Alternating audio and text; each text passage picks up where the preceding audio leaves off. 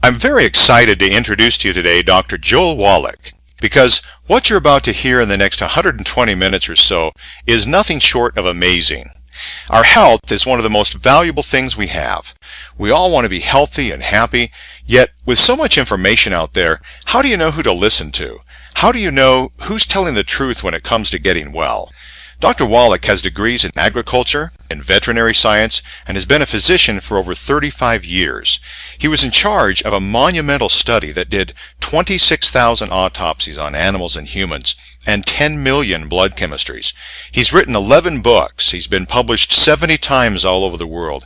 He's sold over 180 million copies of his book and CD, Dead Doctors Don't Lie. And he's had to sue the FDA 8 times for the right to make certain health claims that are true. When he couldn't get doctors to take note of the fact that the animal industry, because of his research, had eliminated almost every birth defect and over 900 diseases in animals with simple nutritional formulas, and that it should work the same way in humans, he became a physician himself. His work is now changing the lives of millions of individuals around the world. If I told you that almost all chronic diseases such as type 2 diabetes, high blood pressure, arthritis, obesity, fibromyalgia, migraines, eczema, psoriasis, and almost everything else you can think of was the result of nutritional deficiencies, and that you could make them go away 100%, would that be of interest to you and your loved ones? If so, the things you're going to hear in the next 2 hours have the power to change your life forever. Without anything further, let's turn things over to Dr. Wallach.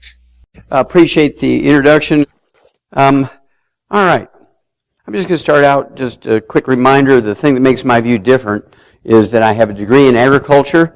And in agriculture, we don't have health insurance for animals like we do people. And so we just had to get rid of the diseases.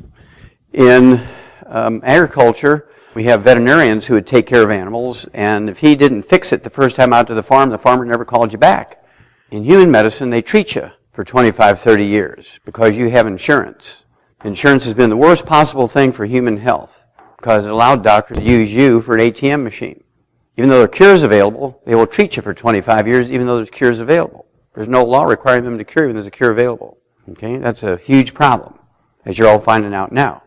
But you're going to learn some things today that will help you take care of yourself and the people you love.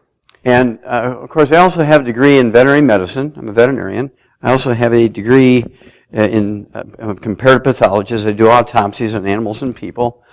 I also have a degree as a physician, naturopathic physician. I'm a primary care physician in Oregon, licensed in Oregon and California for 35 years. And what I do differently from other doctors is I treat people like dogs, but they get better.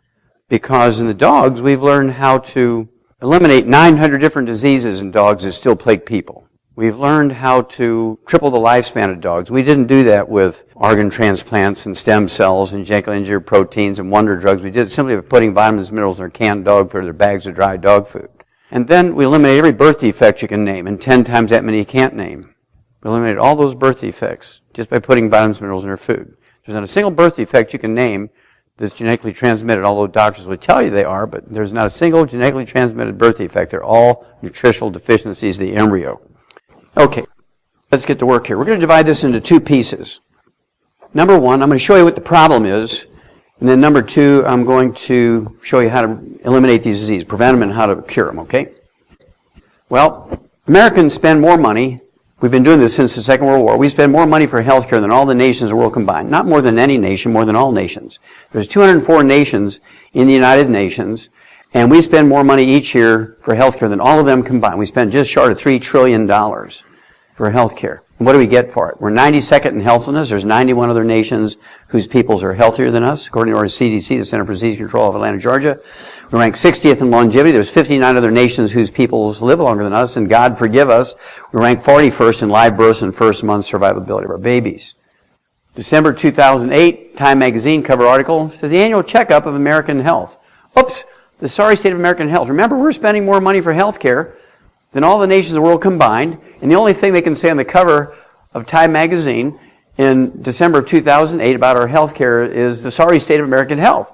Despite technological advances in medicine, Americans are less healthy than we used to be. Our health is declining. Okay, it's getting worse. More doctors, more pharmaceuticals, more insurance, more of everything, and it's getting worse. Worse yet is the next generation of kids are going to be worse off. Experts in medical schools tell us that our children are not going to live as long as us if things continue to go the way they're going. They're not saying that you're going to die at 75 and your kids are going to die at 72, 15 years from now. What they're saying is you are going to be burying your children. You're going to be standing at your gravesite burying your children if you don't change what's going on here. The doctors aren't going to change. The pharmaceutical industry is not going to change. We're going to have to do it. Now, the most important part of a human being's life is the first 91 days of pregnancy. That's when the embryo, after fertilization, the egg is fertilized by the sperm, the embryo goes down this assembly line, 91 days it's assembled. After that, the rest of the 6 months of pregnancy is just building size. It's like a car going down the assembly line. Let's say the car is going down the assembly line. Let's say it's a Rolls Royce. I mean, we're talking about a $250,000 car or $500,000 car. When it gets to the point where the fuel pump is supposed to be installed, there's no fuel pumps here, but the car keeps going down the assembly line. And then there's a place where the headlights are not supposed to be there. It keeps going down the assembly line, comes off the line. The car will crank, but it won't start because there's no fuel getting to it. You can't drive at night because there's no lights. That's what happens, call them birth defects. There's not a single birth defect that's genetic. All birth defects are, in fact, preventable. We've done it in the animal industry. So let's look at some of this stuff. Just so you don't think I was giving you false figures.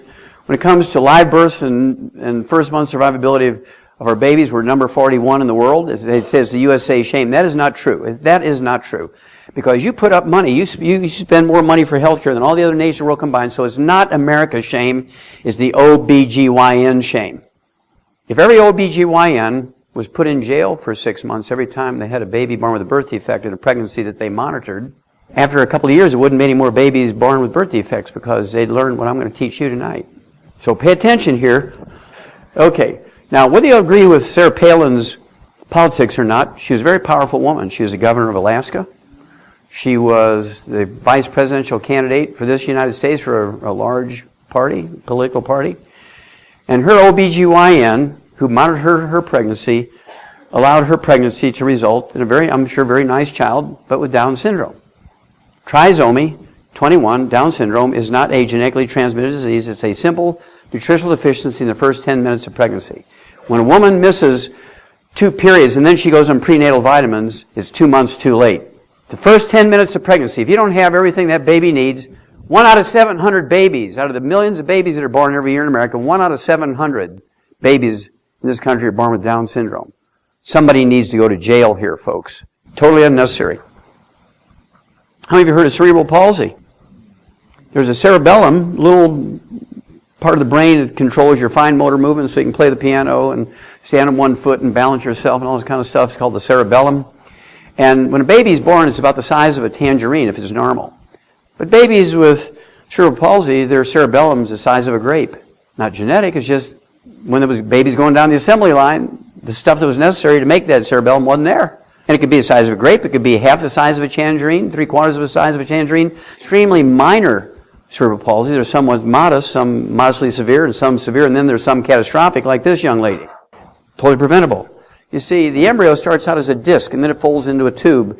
And all this stuff going on, if the things aren't there when it's supposed to be, you get these defects. And who should we blame? Should we blame ourselves? Is America's shame? No. It's the OBGYNs. How much nutrition do they get? 0. They get, in 8 years of medical school, they get 0 nutrition. And what is the most important thing in the life of an embryo? Nutrition. Somebody needs to go to jail. And then, talk about all these cleft lip, cleft palates. These are all simple nutritional deficiencies of the embryo.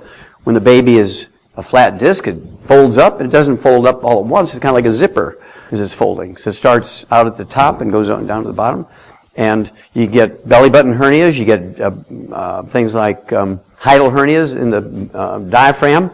And you can find a good Christian surgeon who will donate his time to sew these little kids up. It'll cost you $250 that save the children for each kid for the anesthesia and the suture material to sew them up so they can suck on a straw and speak intelligibly. They're not going to look beautiful like movie stars because they're still going to have massive scars and things. But these things are totally preventable. So now you're armed. Now you're dangerous because you know something. And so when do you start a child with all 90 essential nutrients, all 90 essential vitamins and minerals? Well, before they're conceived. Before they're conceived. All through the pregnancy that they're developed in, from the moment they're born. And after 1 generation, we will never have a child with any birth defect. Now, how many of you heard of genetics? DNA, that double helix, all that kind of stuff. Well, the double helix in the DNA was identified in 1953 by James Watson, an American, and Francis Crick, an Englishman. And they were running up and down, we found it! We know the secret of life now.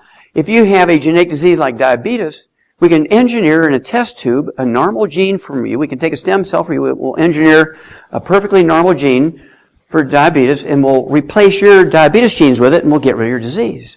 I mean, they were excited. 9 years later, they actually got the Nobel Prize for it, for mapping out this double helix structure. And I mean, science went to work. They came up with 850 genetics tests. 850 genetics tests, right? This is December 2012, cover article, Time Magazine. I just love it that Time Magazine knows more than the medical trade. They don't know their anatomy, though. They say this baby's colon cancer gene is in his right shoulder. His glaucoma gene for blindness in the eye is in his right knee. And his prostate cancer gene is in his left knee. Well, guess what? They have all these tests.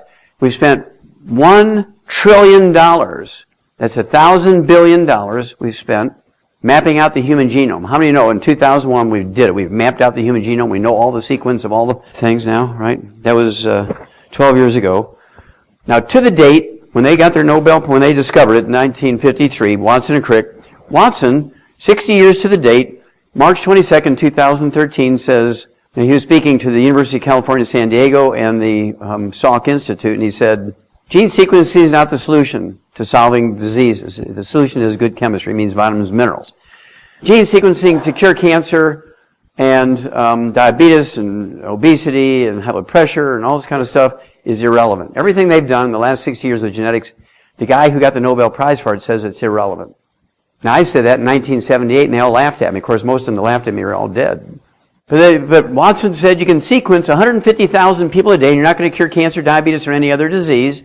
Most of the experiments we've done over the last 60 years have been irrelevant because none of it's genetic. So I have a book coming out at the end of this year. It's my 14th book. This is the cover of it.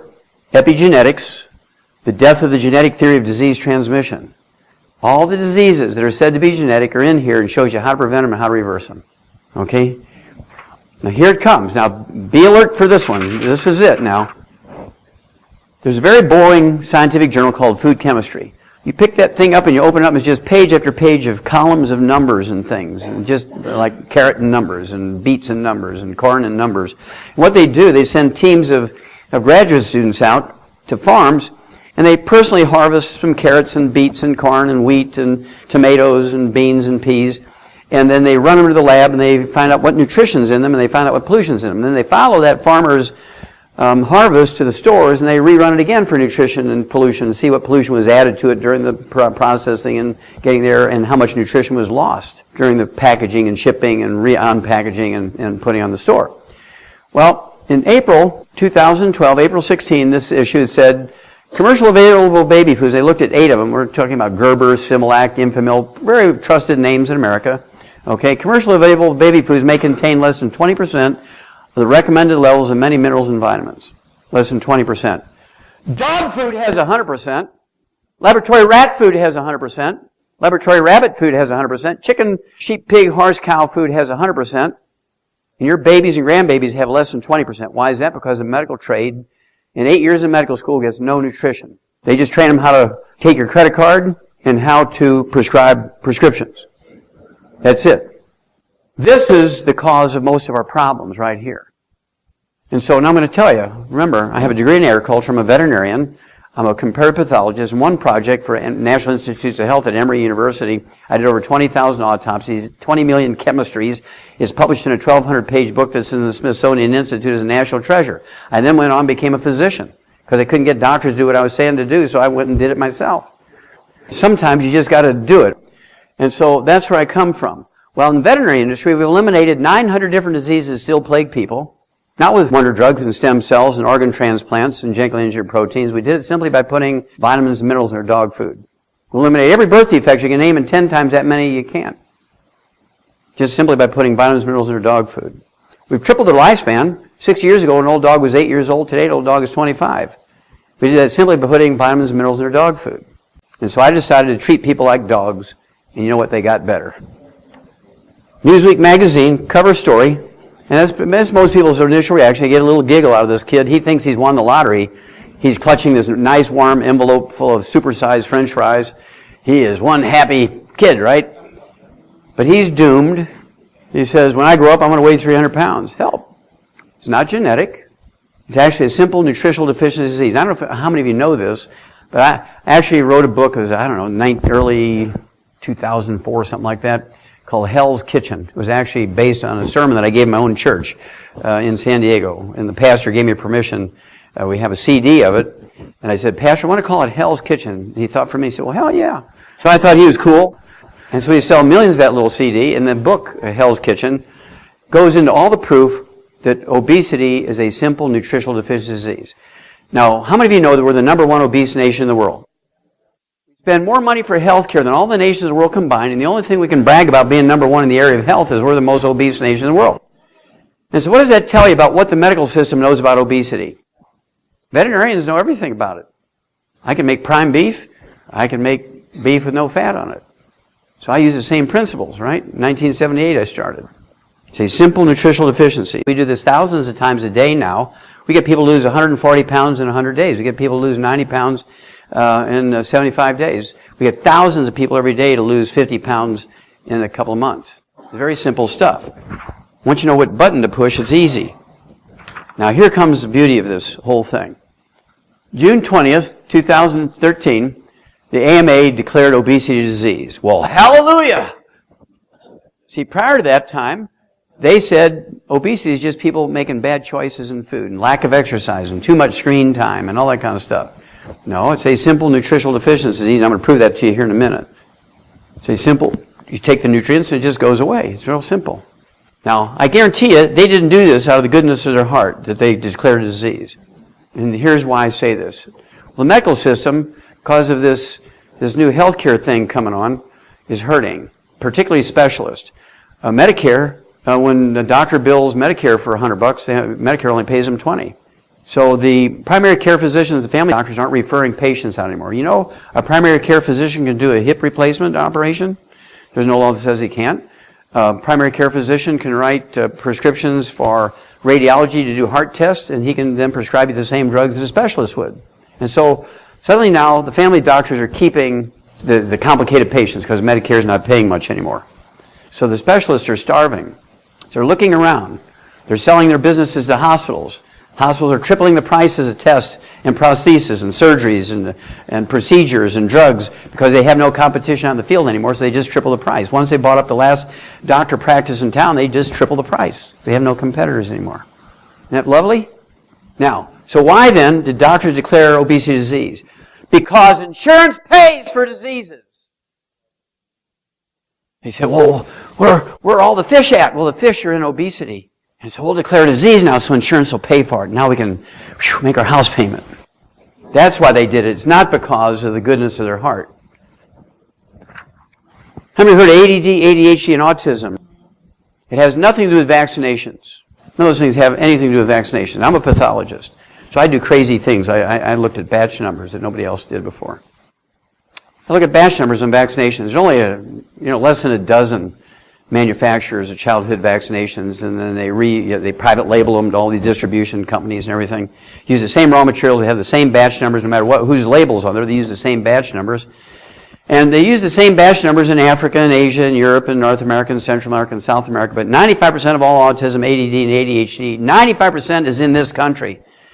So it's not the vaccinations. Let's see, remember food chemistry, April 16, 2012?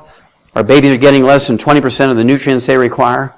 Your brain requires nutrients. So you're getting less. I mean, there's no nutrition in Fruity Pebbles and apple juice. There's no nutrition in Sugar Frosted Flakes and Welch's grape juice. There's no nutrition in Eggos or instant oatmeal and Sunny Delight. That's why we have all these problems with these kids, because their brains are dying of malnutrition, not vaccinations. How many heard of Alzheimer's disease? Raise your hand. This article came out, obviously, February of this year, said Alzheimer's patients could triple by 2050. Well, I guarantee you they are, because there's 80 million baby boomers coming along who are reaching that age. They're over 65 now, and so there's 80 million of them. That's 1/3 of our population. So they're going to triple. I mean, that's just sheer, simple fourth grade math. It's not a big deal, right? Doctors say, help us. We need to find something to help us keep the number of Alzheimer's patients down to 13.8 million a year. I'm going to show you how to eliminate it, because it's a physician-caused disease. Alzheimer's disease did not exist in any way, shape, or form in 1942. Today, it's the number 4 killer of adults over the age of 65. Look at who owns all the hospices. Medical doctors. Now here comes the medical doctors. I thought politicians were bad, but medical doctors are the only people who can say 3 lies in the same sentence. Alzheimer's is the only disease amongst the top 6 killers in the USA for which there's no prevention, cure, or treatment. None of those 3 are true. Doctors are so terrible when it comes to dementia. If you reach the age of 65, 1 in 3 of Americans who reach age 65 will die from dementia. They suck when it comes to this, my grandkids would say. Now, why do our kids die before we do? Well, right now, there's more kids under the age of 18 dying of stroke in America than people over the age of 65. That's because stroke is not genetic. Stroke is not an accidental thing or just some dumb thing happening. I actually sued the FDA over this, and I prevailed, but doctors don't pay attention to those sorts of things. They keep doing what they do, right?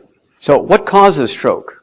It's a deficiency of or a ratio problem between omega-3s, 6s, and 9s. I actually sued the FDA over this. To be able to say you can supplement with omega-3s and actually reduce and eliminate thrombotic stroke, blood clots in the brain, coronary thrombosis, pulmonary embolism, and deep vein thrombosis. Before I sued the FDA in federal court and prevailed, with my own money, no, we didn't have any organization, it was my money, because I couldn't stand it anymore. So you see, there's no omega-3s in Cheerios or oatmeal or Sunny Delight. You can only say, before I sued them, you can only say eating foods rich in omega-3s could reduce the risk of thrombotic stroke and coronary thrombosis. I had to sue them to be able to say, like I'm telling you tonight, you can supplement properly and guarantee you're never going to have that problem. Okay? Now, I'm 74 years old. I've never been to a doctor in the last 65 years. Never been on a prescription medication. I don't have any health problems. Nobody's going to steal an airplane with me on it. I find it amusing that they'll take your fingernail clipper away from you, and I can kill 3 people in a minute with my ballpoint pen. Government is typically stupid, right? AARP, American Association of Retired People, they're marketing to 55-year-olds now. I love that. Okay, March 2012, a little over a year ago, cover article, the worst place to be in America when you're sick is an American hospital. I took 2 pieces out of the article and it says the number of American patients who die each year from American hospital errors is equal to 4 jumbo jets crashing each week, say 1,500 people. 3,000 every 2 weeks, 6,000 a month, 72,000 a year. If you knew that commercial airlines killed 72,000 passengers a year, how many of you would fly? Nobody would fly! I gotta go see my doctor, I gotta go see my doctor, I gotta go see my doctor. Okay, then it also said in that article, each U.S. surgeon operates on the wrong person, wrong body part as often as 40 times a week. Even a 3-year-old knows left from right. That was in March. In December of 2012, each surgeon in the United States makes thousands of errors. They get a walk. Now, why is that? 1914, almost exactly 100 years ago, medical doctors legislated themselves into a protected monopoly. There was a thing called the Flexner Report back in 1914.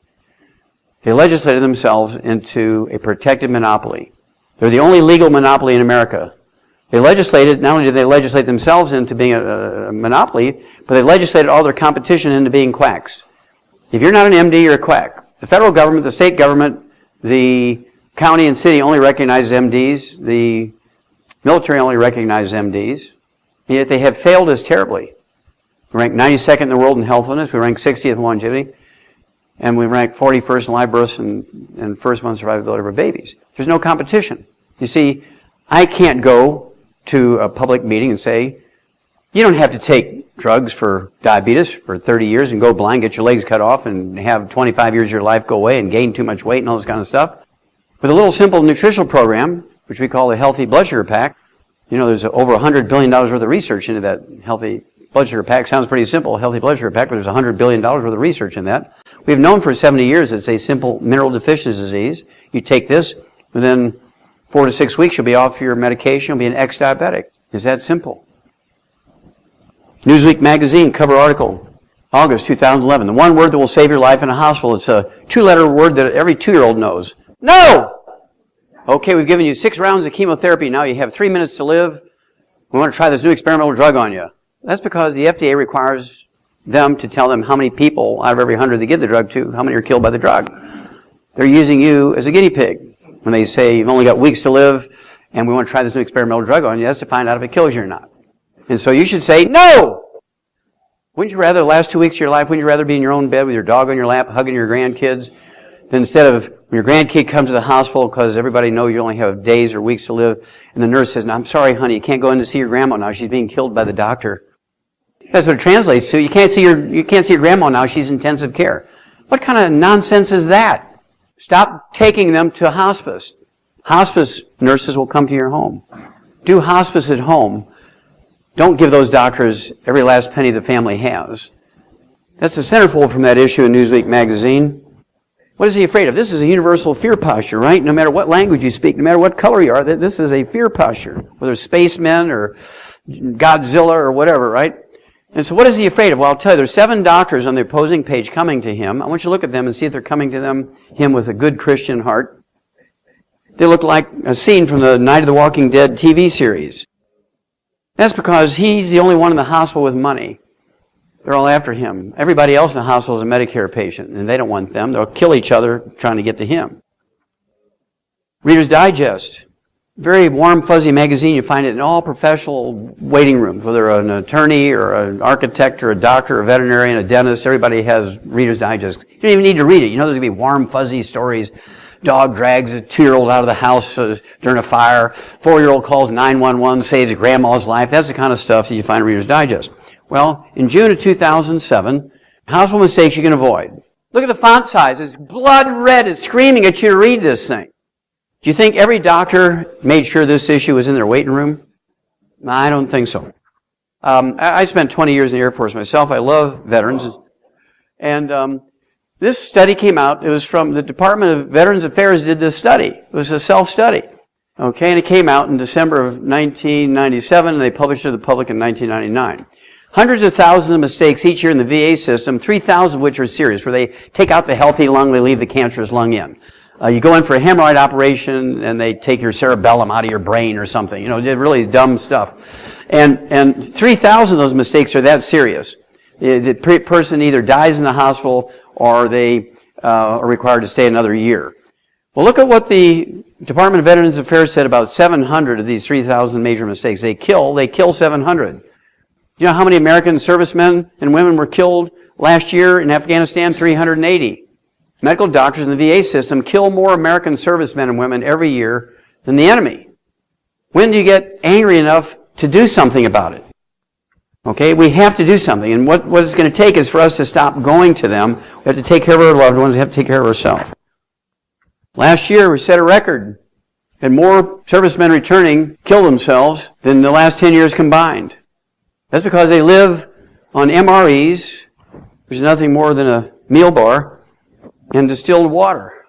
No vitamins and minerals. So if you have anybody in the service, in your family or in your church, you need to be sending them the 90 essential nutrients. They'll come home, they'll be okay. They're out there carrying those 80-pound packs. They sweat. They don't get any nutrition. They sweat out all that nutrition. This is one of my favorite stories. It came out February 2007. Look at the title, Patient Protect Thyself. It's kind of vanilla.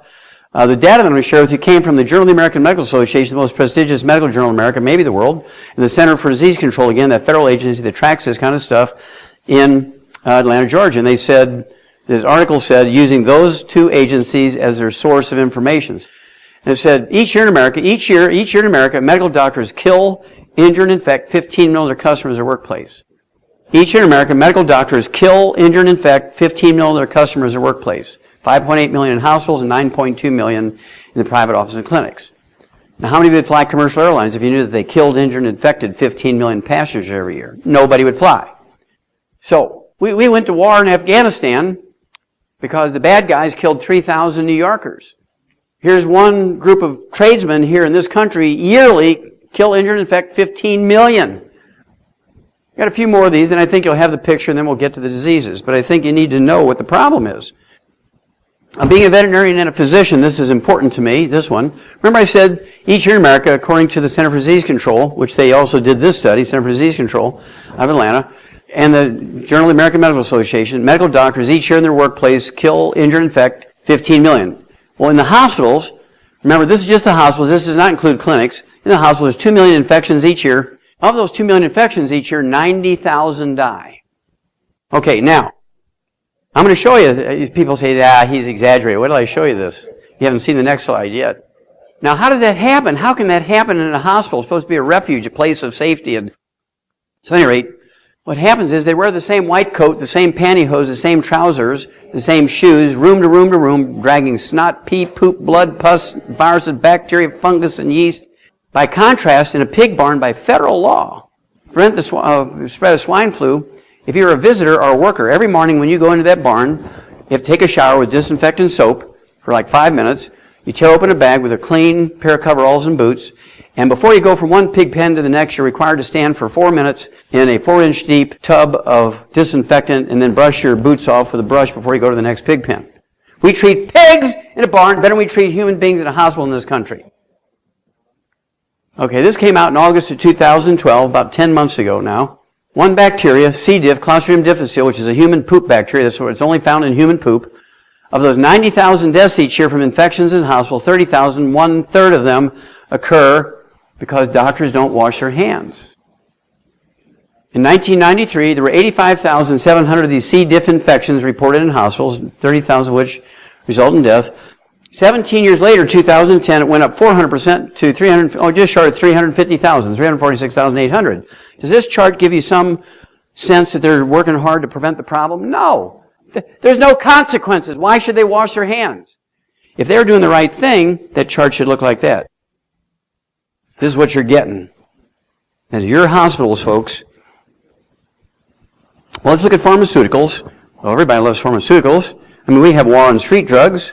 And of course, for the last 50 years, the pharmaceutical industry and the medical doctors have been after the FDA to report adverse events calls on herbs, vitamins, and minerals. So in 2007, they did it for the first time, reported in 2008. There were 600 adverse event calls. And of course, the pharmaceutical industry and the medical doctors assured the FDA it was going to be in the thousands.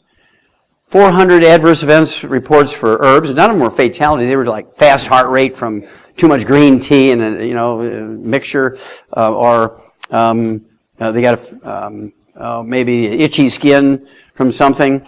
200 of these were adverse events from vitamins, minerals. Somebody takes too much vitamin C, they get diarrhea. They take too much niacin, vitamin B3, they get itchy, rashy skin. No deaths. Well, the same year in 2007, which they'd been doing for 50 years, they reported, not to the public, but in the mortality and morbidity reports which come out every week, right? They reported it for the pharmaceuticals, prescription drugs. Now, it's in this report here, but it's very difficult to see. It's down here in the corner, so I blew it up because most people, by the time they get to here, they're not going to read the whole thing. So they purposely put it down here, very tiny little thing. I blew it up so you can compare this 600 adverse events reports, non-fatalities, with 482, 154 adverse events reports for prescription drugs that same year. All of these were fatalities. You tell me what's more dangerous, pharmaceuticals or vitamins and minerals. But it's FDA approved. People always ask me, well, are your vitamins and minerals FDA approved? And I say, drop your knees and give thanks to the Lord they're not. Because everything the FDA approves kills people. Every drug the FDA approves, every drug, even baby aspirin, has a little warning on there. One of the side effects may be death.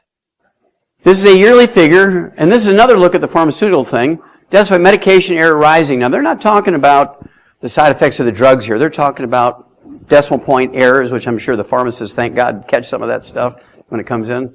And then, of course, doctors will prescribe 3 or 4 different drugs to the same patient, particularly older people, because insurance pays, and they get a kickback, right?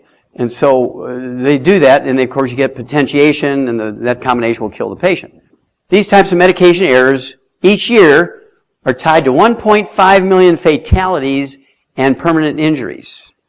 Okay? Only you can stop this. When the doctor writes your prescription, tear it up in front of them and say, sorry. Okay. This is the last one of this kind of really bad series, and we'll move on to the next subject. This came out in 2010. Hospital care fatal for some patients. That's kind of vanilla. Results of Medicare study alarming. Well, that's alarming. Well, the study was actually done by the U.S. Department of Health and Human Services Office of Inspector General. Okay. So this study was done by the U.S. Department of Health and Human Services Office of Inspector General, which is the auditor for Medicare. Okay? What they said was that each month, not each year, each month in America, medical doctors kill 15,000 Medicare patients from simple tests and minor procedures. They kill 15,000 Medicare patients each month. That's 180,000 a year. If you're over age 65 and you knew that commercial airlines killed 180,000 seniors over age 65 every year, you'd say, honey, cancel the airplane flight. I turned 65 yesterday. We're going Amtrak. I'm going to show you three people, very famous people who died as seniors at the hands of doctors for minor procedures. Andy Rooney, 60 Minutes, retired at 92. His wife is 87. They were going to go on a world cruise for a year. And she was a little nervous. She said, look, we can't speak half those languages the place we're going. We need to take a disc of our health care stuff in case we get sick or had age. He said, okay. So they go to the doctor, and while they're waiting for the disc to be cut with all their medical records in it, the doctor's rooting through Andy's medical records. He says, Andy, you're 92 years old, and I can't find where you've ever had a colonoscopic exam. You could have cancer lurking around in you. I wasn't there, of course, but I know Andy Rooney because I used to watch him every Sunday on 60 Minutes. I just loved his sense of humor. And I can see him saying, well, I don't have any blood in my bowel movement. I haven't had to change my bowel habits in the last 10 years. I haven't lost any weight. I don't have any pelvic pain. I don't think I have any colon cancer. That's what he should have said. But I'm sure the doctor insisted. And Andy should have said, no! Instead he said, being a compliant 90-year-old, he said, oh, okay. Comes in the next day. The doctor sticks a garden hose up his rump, punctures his intestine. 3 days later, he's dead from peritonitis, belly infection. Wife's a widow, and he never went on his trip. Now, when you look at his obituary, you can look it up online. It says, Mr. Rooney died from complications of a minor medical procedure. It wasn't minor for him, it killed him. Dick Clark, the guy who discovered the Jackson 5 and Michael Jackson, the world's oldest teenager kind of guy, 82 years old, goes in for his physical, complains to his doctor. He gets up 3 or 4 times a night to take a pee because, he's that age, 82 years old, and the doctor says, well, you probably have a prostate problem. I'm going to send you down in the hall when I'm done with you. We've got a urologist to take care of you. Urologist examines, you got a enlarged prostate here, a few lumps and bumps on it. We can take it out. I can put you ahead of the list. I can do it tomorrow morning at 11 o'clock. And he says, well, I didn't reach my age by going to surgery for everything. I said, do you have a prescription? He said, it doesn't work. This is an outpatient procedure. No big deal. You come in at 11 o'clock, 11:30 we're done, 1 o'clock you're in the golf course. We do this all the time. No big deal. And Dick Clark should have said, no! But instead he said, oh, okay. Goes in 11 o'clock the next morning, 11:30 he's dead. 30,000 men in America each year die within an hour after the procedure. Because when you cut on the prostate gland, either with a knife or a scissors or stick it with a large biopsy needle, it releases a hormone called prostaglandin, which increases your risk of death from coronary thrombosis, or a thrombotic stroke. And he won the lottery and had both. My favorite, though, is Neil Armstrong, our top astronaut, first man to walk on the moon. He personally saved 2 doomed NASA missions, saved the spacecraft, saved the crews, because of his technical knowledge on how to communicate with the machinery and the equipment in a spacecraft from a computer on Earth. I mean, we have more information and more technology in this little smartphone than they had on the spaceships, right? But he had enough, he could save those 2 crews. He goes in for his physical, 82 years old. The doctors come out and said, astronaut Armstrong, that NASA program must be wonderful. You're 82 years old, you have perfect health, you don't have any symptoms of any kind, your laboratory work is perfect. The only thing we can find, one coronary artery is 30% blocked, not going to cause angina, no chest pain. The odds of you getting a heart attack from that are very low. But if you wait 5 or 6 or 8 years, it's a progressive thing. It'll get worse. You could die, go into the hospital with a heart attack, blah, blah, blah. You're fit now. You should let us put a stent in there, do a bypass. You'll never have a heart attack from that artery. He should have said, no! Instead, he said, okay, let's do it! 3 days later, he was dead from complications resulting from an elective cardiovascular procedure, an unnecessary cardiovascular procedure. We could clean that artery out in just a couple of weeks. There was no investigation by NASA. There was no investigation by the New York State Medical Society. There was no investigation by the hospital medical board. What if Al-Qaeda would have kidnapped him, cut his head off on YouTube? We'd have sent in drones. We'd have sent in SEAL Team Number 6. Somebody would have died if they had killed our top astronaut. But if doctors do it, it's okay. Okay, cholesterol. There's not a single disease that's caused by elevated blood cholesterol. Normal cholesterol for a human being is 220 to 270. Where did I get that figure? It's from a study that was done back in the 1950s at the University of California, San Francisco. Stephen B. Hulley was the guy he's a cardiologist, and he's also an epidemiologist. He looked at 300,000 people.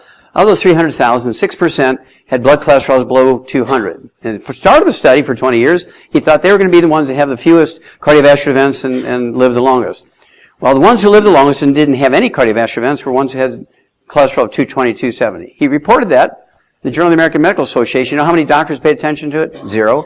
Because they have all these cute little gals coming from the pharmaceutical companies and their little mini skirts to the doctors, taking them out to lunch, and they all write prescriptions for Mevacor, Lipitor, Zocor, and all those core things, right, to lower your cholesterol. Well, I actually did a study. When you do 20,000 autopsies and 10 million chemistries, you have a lot of material. I wrote 75 scientific papers, plus that book out of the deal. One of my papers was I compared the coronary artery plugging in vegetarians and vegans versus meat eaters. Guess who had the worst plugged arteries? Vegans. Because cholesterol has nothing to do with it. Nothing! What plugs your arteries in? Inflammation. How many of you heard of the inflammation thing? That's getting to be new around, right? Well, I said that in 1971. It was published in an international pathology journal in 8 languages. It was published in Denmark, all went around the world. I had thousands of calls, and then nobody did anything. He used to hang around with 25 pathologists. We'd all go to the continuing education together. We were kind of buddies, you know. We'd have dinner together and party together. And they all laughed at me. He said, "Wallach, you must be sniffing glue. Everybody knows it's cholesterol." I said, no, I did all these autopsies. And the ones who are the worst are the vegans and vegetarians because they stir fry everything in coconut oil and olive oil. They use a lot of salad dressings for calories because they don't get enough calories. They don't have any dense food like meat and things like that. So they're using all these oils as a source of calories. Trans fatty acids, heterocyclic acrylamides cause inflammation. The arteries respond by plugging. Well, that was in 1971. Here we are, February 2012, a year and a half ago. Federal health officials are adding new safety warnings about the risk of statin drugs, the widely prescribed group of cholesterol-lowering medications. If you take a statin drug to lower your cholesterol every day for 10 years, and you are on a cholesterol-restricted diet every day for 10 years, you increase your risk of Alzheimer's disease by 100%. You're going to get it. And here's why. What is Alzheimer's disease? Alzheimer's disease is a going away of the myelin, the white matter of the brain. It makes up 75% of your brain weight. It's the insulation material in the brain.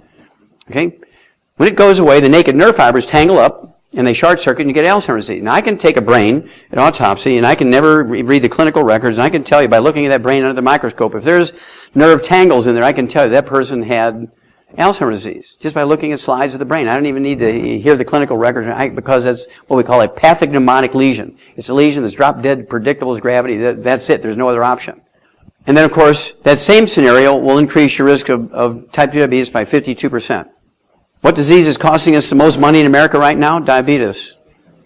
Our Alzheimer's patients are going to triple because all the baby boomers come along who lived on egg beaters and egg white omelets and boneless, skinless chicken breasts and oils and margarine instead of butter, cream, and lard, and tofu and beans instead of red meat. Third world countries don't have Alzheimer's disease because they're eating meat. In June of that same year, 2012, Science News, very respectable journal. Good cholesterol, not so beneficial. I want you to email your doctor and say, I just saw something in Science News that said, good cholesterol is not so beneficial. He will scream, you know, like they do on his emails and go crazy. What? That can't be true. Higher HDL, high density lipoproteins, good cholesterol levels don't reduce heart attacks. That's because cholesterol has nothing to do with heart attacks. Let's say your blood cholesterol is 200, and 100% of it's HDL, the good cholesterol. It won't reduce your risk of heart attacks because cholesterol has nothing to do with heart attacks. When you lower your cholesterol, when you have cholesterol above 300, remember, 220, 270 is normal. You want it to be in between 220 and 270. 300 just means you're sexier. Because, you ever hear of steroid hormones? Testosterone, estrogen, progesterone? 95% of steroid hormones is cholesterol. You go on a cholesterol-restricted diet, you give up eggs, there ain't nobody home anymore.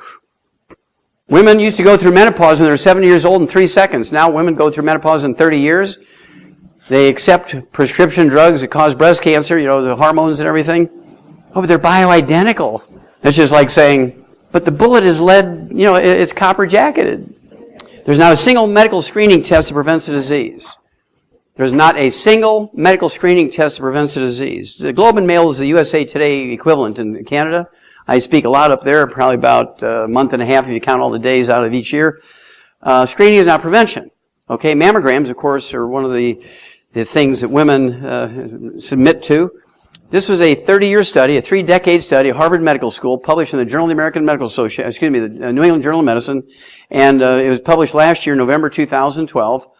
And here's the results. It said, in women over 40, 1.3 million of them over the past 3 years actually had false positives. That amounted to 31% of all women diagnosed with breast cancer with a mammogram. 31% were false positives. This is in the New England Journal of Medicine, November 2012. The worst year was 2008, where they had 70,000 false positives. They cut these women's breasts off, they give them chemotherapy and radiation, they put them in the cure column. They know they didn't have it. And these women run around like Judas goats. Oh, you have to go to Dr. So-and-so. He's so good. He caught my cancer early with a mammogram, and I want you to get a mammogram. They said, well, mammograms are safe. They have less radiation than a AAA battery. Well, they came out 3 months ago and said one mammogram has the same amount of radiation as 500 chest x-rays. You know, you can do a better job of self-breast examination even if you're 20 years into menopause. You self-breast exam, keep a log, 15th of every month at 10 o'clock in the morning. You find something new, you find something that's tender that didn't used to be tender.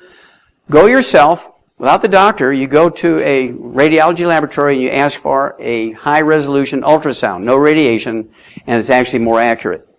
Leave the doctor out of the loop. Here's where the insurance fraud comes in. A push to prevent colorectal cancer. Get your colonoscopic exam. Doesn't prevent it.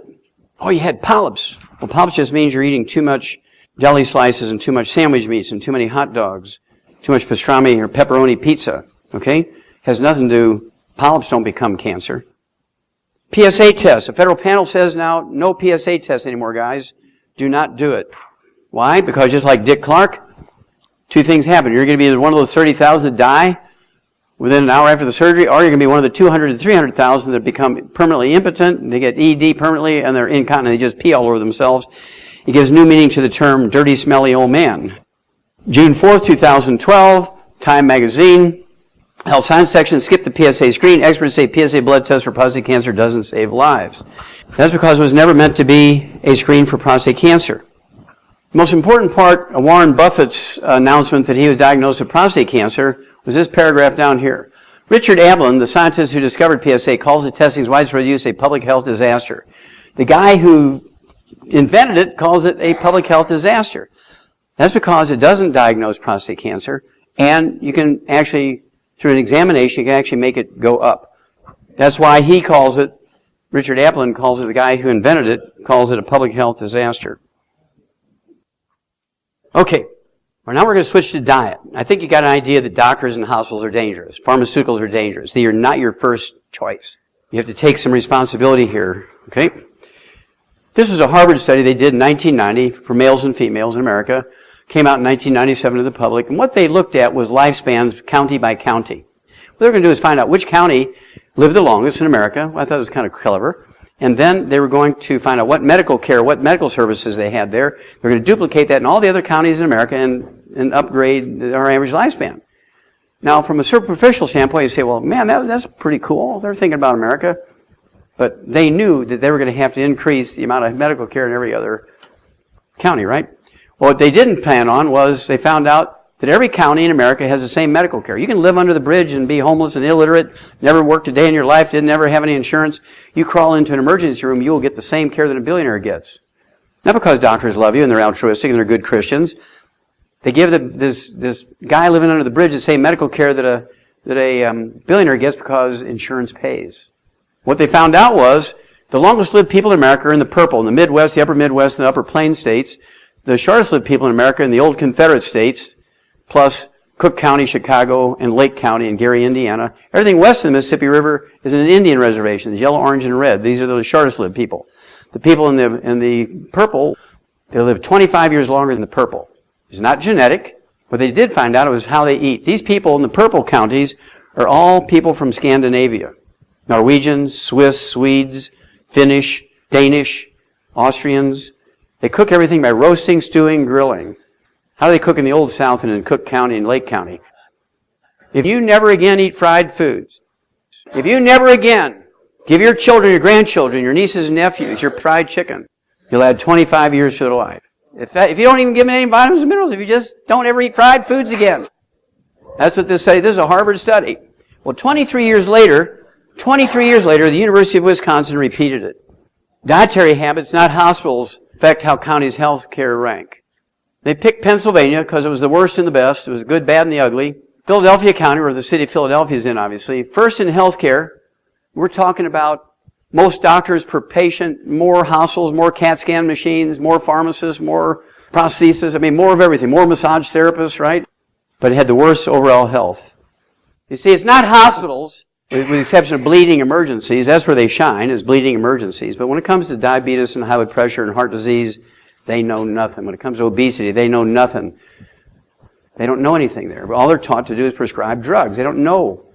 I can't forgive them for that because they've had 100 years for somebody to stand back and say, you know, we're killing more people than the enemy. We need to stop what we're doing until we figure out a better way. Why is a dumb farm boy from Missouri the one that's doing it?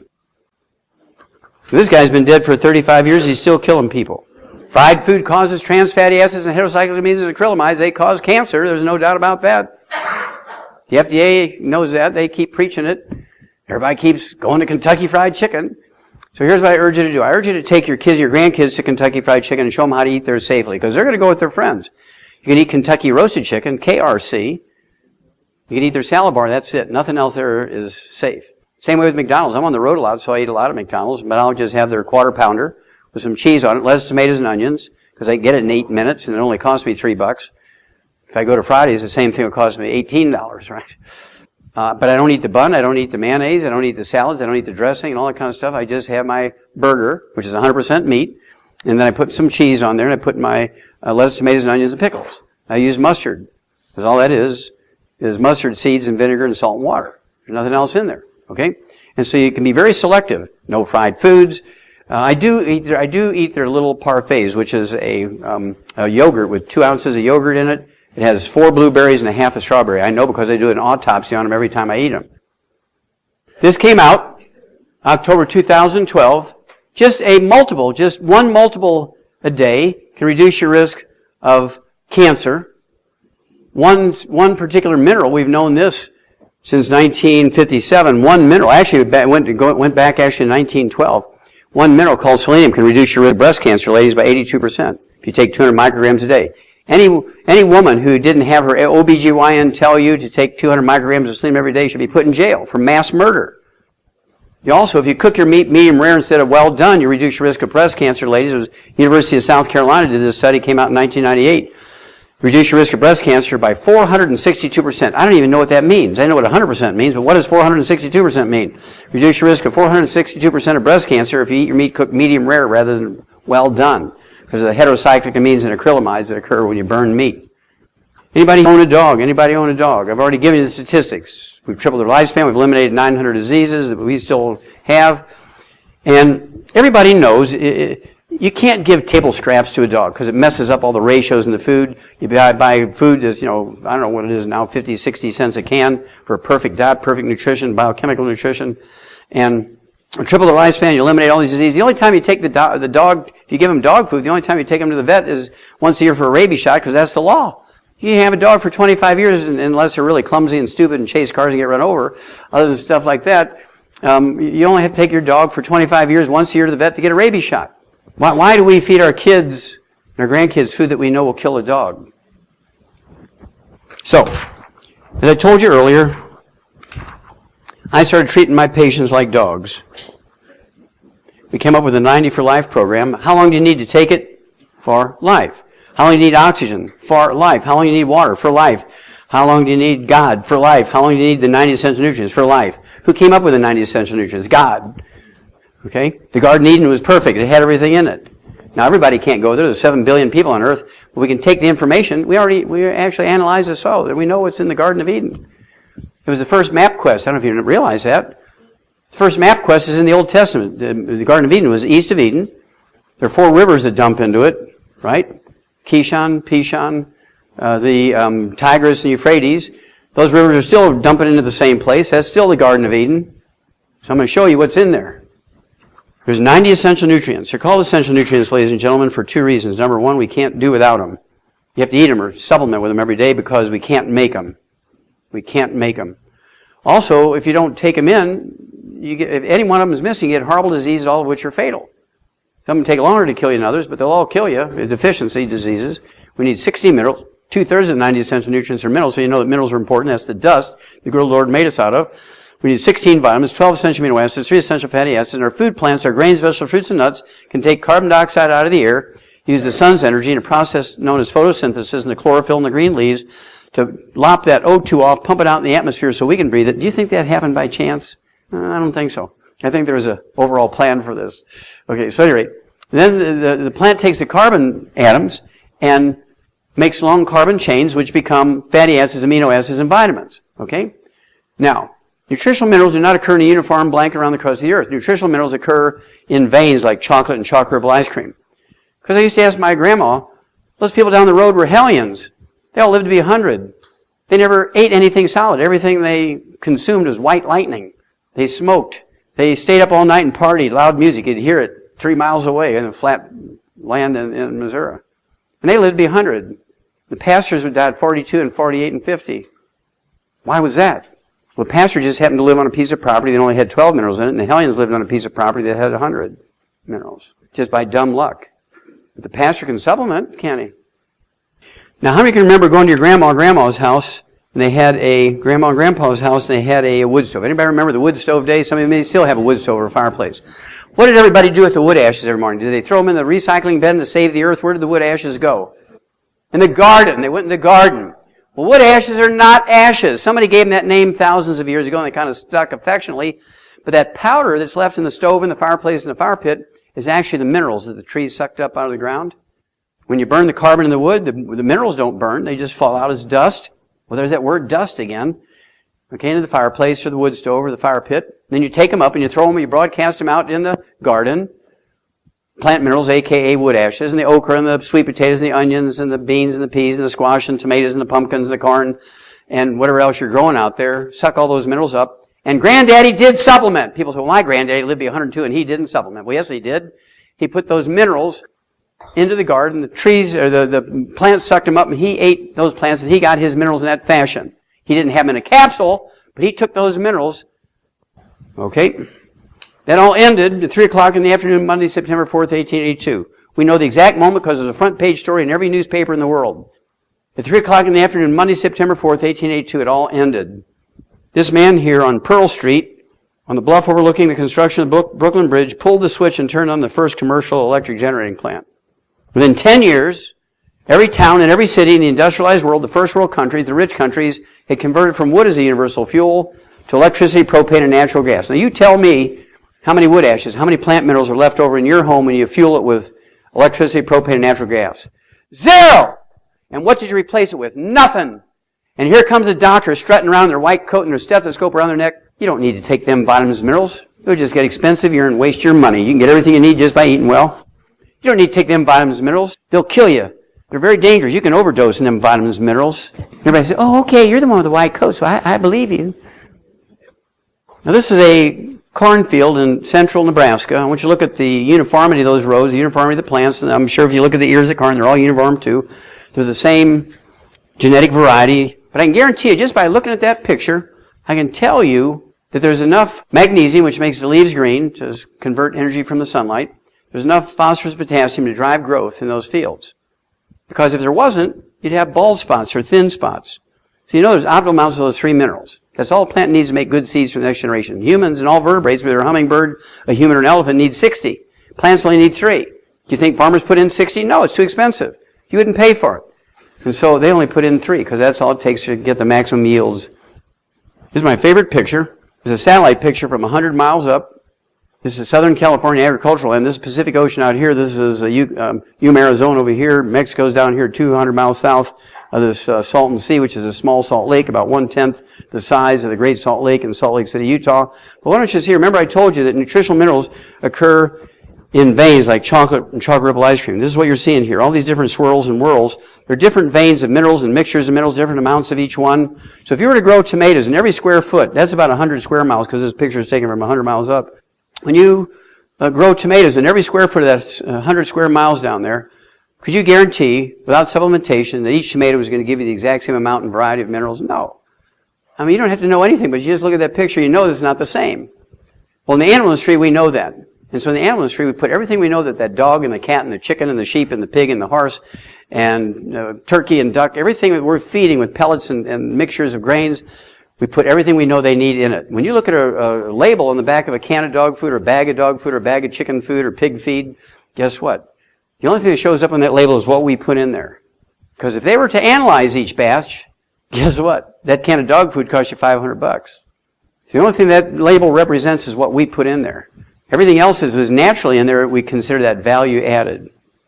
And see, every morning when you wake up, it's the grace of God you woke up, because the night before when you ate dinner, if you didn't supplement with the 90 essential nutrients, you don't know if you're going to die that night by missing one of those.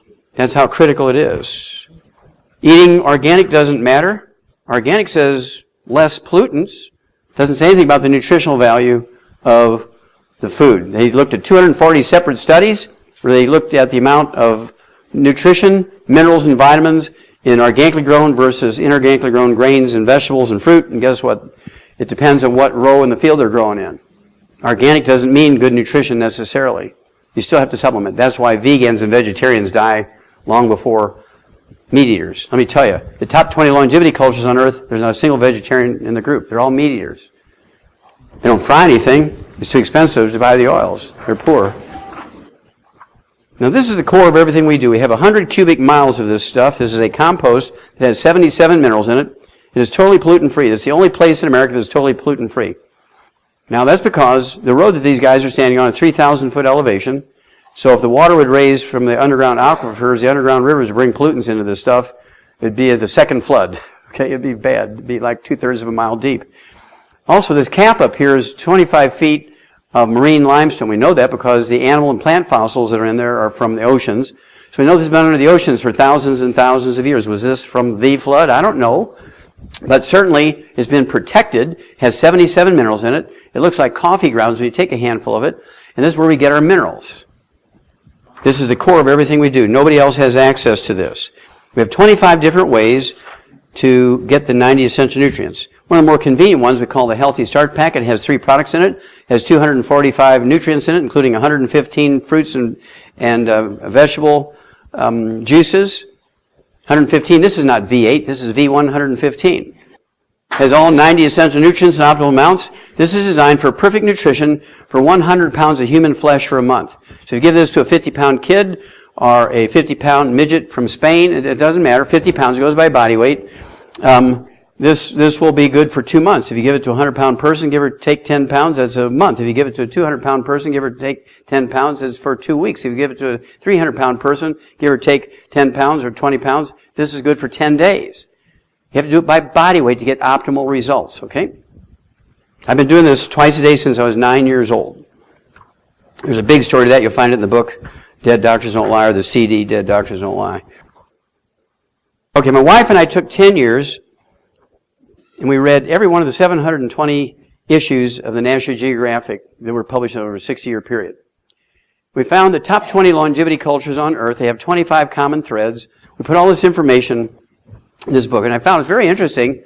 Invariably, the top 20 longevity cultures, they were all extremely religious cultures that went to church every Sunday. There's not a pagan bunch in the top 20. I thought that was really good stuff. So anyway, there's a whole chapter on that, the religious beliefs and how it helps you reach 100. At any rate, we put the top 5 of these 25 common threads these people have. First of all, they have 5 generations living in the same household. Conservation of effort. They only have 1 mortgage for 5 generations instead of 5 mortgages. They have no need for hospice. They have no need for daycare. They have no need for education. Great-great-grandma teaches the girls everything they need to know, and great-great-grandpa teaches the guys everything they need to know. So they have no tax burden, right?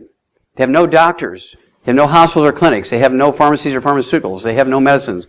Great-great-grandma is the medicine woman, the wise woman, who treats everybody with herbs and plasters and soaks them in mud and mineral water and whatever she does, right? In every case. There's not a single doctor in any of these places, top 20 longevity cultures. There's not a single first world culture. There's not a single rich nation in the top 20 longevity cultures. You have to take note of this. This is from the National Geographic. They don't have any utilities, no roads, no electricity, no propane, no natural gas. Their common fuel is wood. Uh-oh. And by dumb luck, by actual analysis of the soil, by the universities and the countries these cultures come from, to get the wood they burn for fuel, take the wood ashes from that wood and put in their gardens, they have all 60 essential minerals in it, by actual dumb luck. See, it's not genetic, it's just dumb luck. They all get the 90 essential nutrients, even though they're from different ecosystems. We show you how they do that. They come from islands and rainforests and deserts and grassy plains. They come from mountainsides. They come from all kinds of places, but yet they all get the 90 essential nutrients, including the 60 essential minerals from their wood ashes. They have other sources, like glacial milk is the runoff from glaciers that grind up the rocks and things, but they also put their wood ashes, and the wood they burn for fuel grows on land that has more than 60 minerals in it. They all live on a calorie-restricted diet.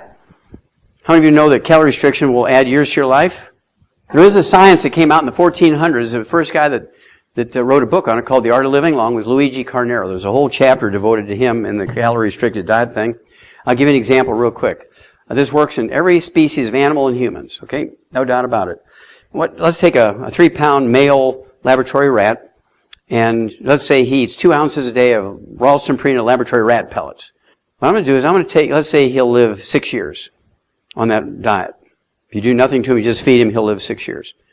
But if I take the nutrition, the vitamins and minerals that's in those 2 ounces of those laboratory rat pellets, put them in 1 ounce, I've cut the calories in half, but I've doubled the nutrition per mouthful. That rat will live to be 12 years of age. Monkeys do it, sheep do it, pigs do it, dogs do it, humans do it. He wrote his first book called The Art of Living Long.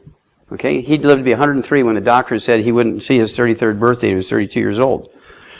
And he did it with a calorie-restricted diet and eating more wood ashes. Now, these people don't get any bad stuff. They don't eat fried foods. They don't get any processed meats with nitrates and nitrites. They don't drink any carbonated drinks. Not because they wouldn't if that stuff was there, but who's going to build drive-thrus to sell that kind of thing? There's no roads, no cars. I mean, why would you build drive-thrus for a bunch of guys on burros? It ain't going to work. Okay, so by default, they're getting their wood ashes or minerals, and by default, they're poor. They only can afford 900 calories a day. These people on the average take in 900 calories a day. Americans, according to the New England Centenarian Study, which comes out every year by Harvard Medical School, they say Americans take in 2,800 to 3,200 calories every day. These people take in an average of 900. It's not because they know low calories is good for them. It's because they're just poor. They can only afford that. Their gardens are as big as this table here. They're postage stamp gardens. Now, they do get 20 times to 50 times the antioxidants we do as actually measured by ORAC points. ORAC is an acronym or abbreviation for oxygen radical absorption capacity. It tells you how many free radicals are neutralized by the antioxidants in a food. This is where the super juices came from. Mangosteen, goji, acai berry, pomegranate juice, Patagonian wild blueberries, New Zealand black currants, and all these exotic juices. They're very, very good. They have high antioxidants, but they're only 1/25 to the recipe. Americans take in 1,500 ORAC points, 1,500. According to Harvard Medical School, these people take in 20,000 to 50,000. Personally, I take in 100,000 every day. I kind of hit it hard. Now, this was the last National Geographic I read. Oh, yeah, it's May of 2013. Look at that. This baby will live to be 120. And when you read it, I think you read my book, Immortality, you'll see that they read Immortality because every point they make is taken chapter by chapter. And I love it. It's great.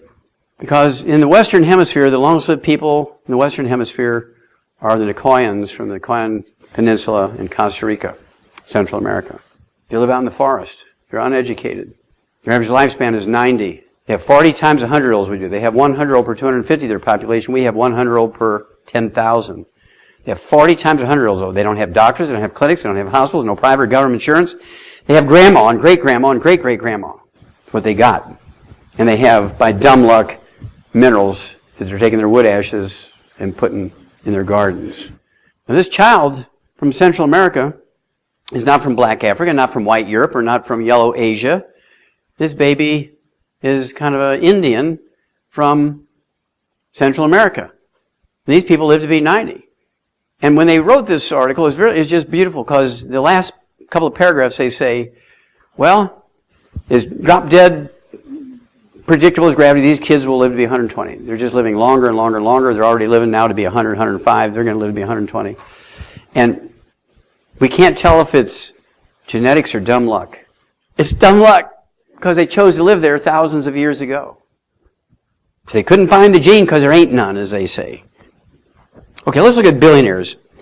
If money meant something for health and longevity, billionaires should be, a group, they should percentage-wise, not numbers obviously, but percentage-wise, they should have the highest average lifespan compared to any other demographic in America, and they should have more 100-year-olds if money and power and knowing how to get things would help you. I'd asked him that for many, many years, and I actually had a CD that I came out with, What Kills Billionaires. Look what they called their article, because I kept telling them and calling them and calling them. And they said, no. Well, in 2004, they did their own survey. They found that billionaires are killed by the same unglamorous things that kill everybody else. Heart attack, stroke, diabetes, obesity, cancer, suicide, because they eat the same stupid things we do. In 2004, there had never been a billionaire lived to be 100. The average lifespan is 78.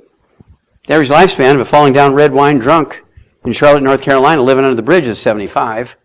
They dumpster dive in the dumpsters behind McDonald's and live under the bridge, and they live to be 75. Many of them live to be 100. That's because they don't go to doctors and get killed. Well, the billionaires didn't like that report, and so they said, look, we want you to redo that. So Forbes magazine did it again 7 years later. They redid it, and it came out in March of 2011. Remember, the first one was 2004. They said, as of March of 2011, there's still not been a billionaire that lived to be 100. All the statistics from all the things they looked at in 2004 were exactly the same statistically, except one. One of these subjects was dramatically different, and that was the average lifespan. One did change dramatically.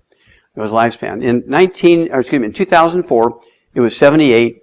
In 2011, 66.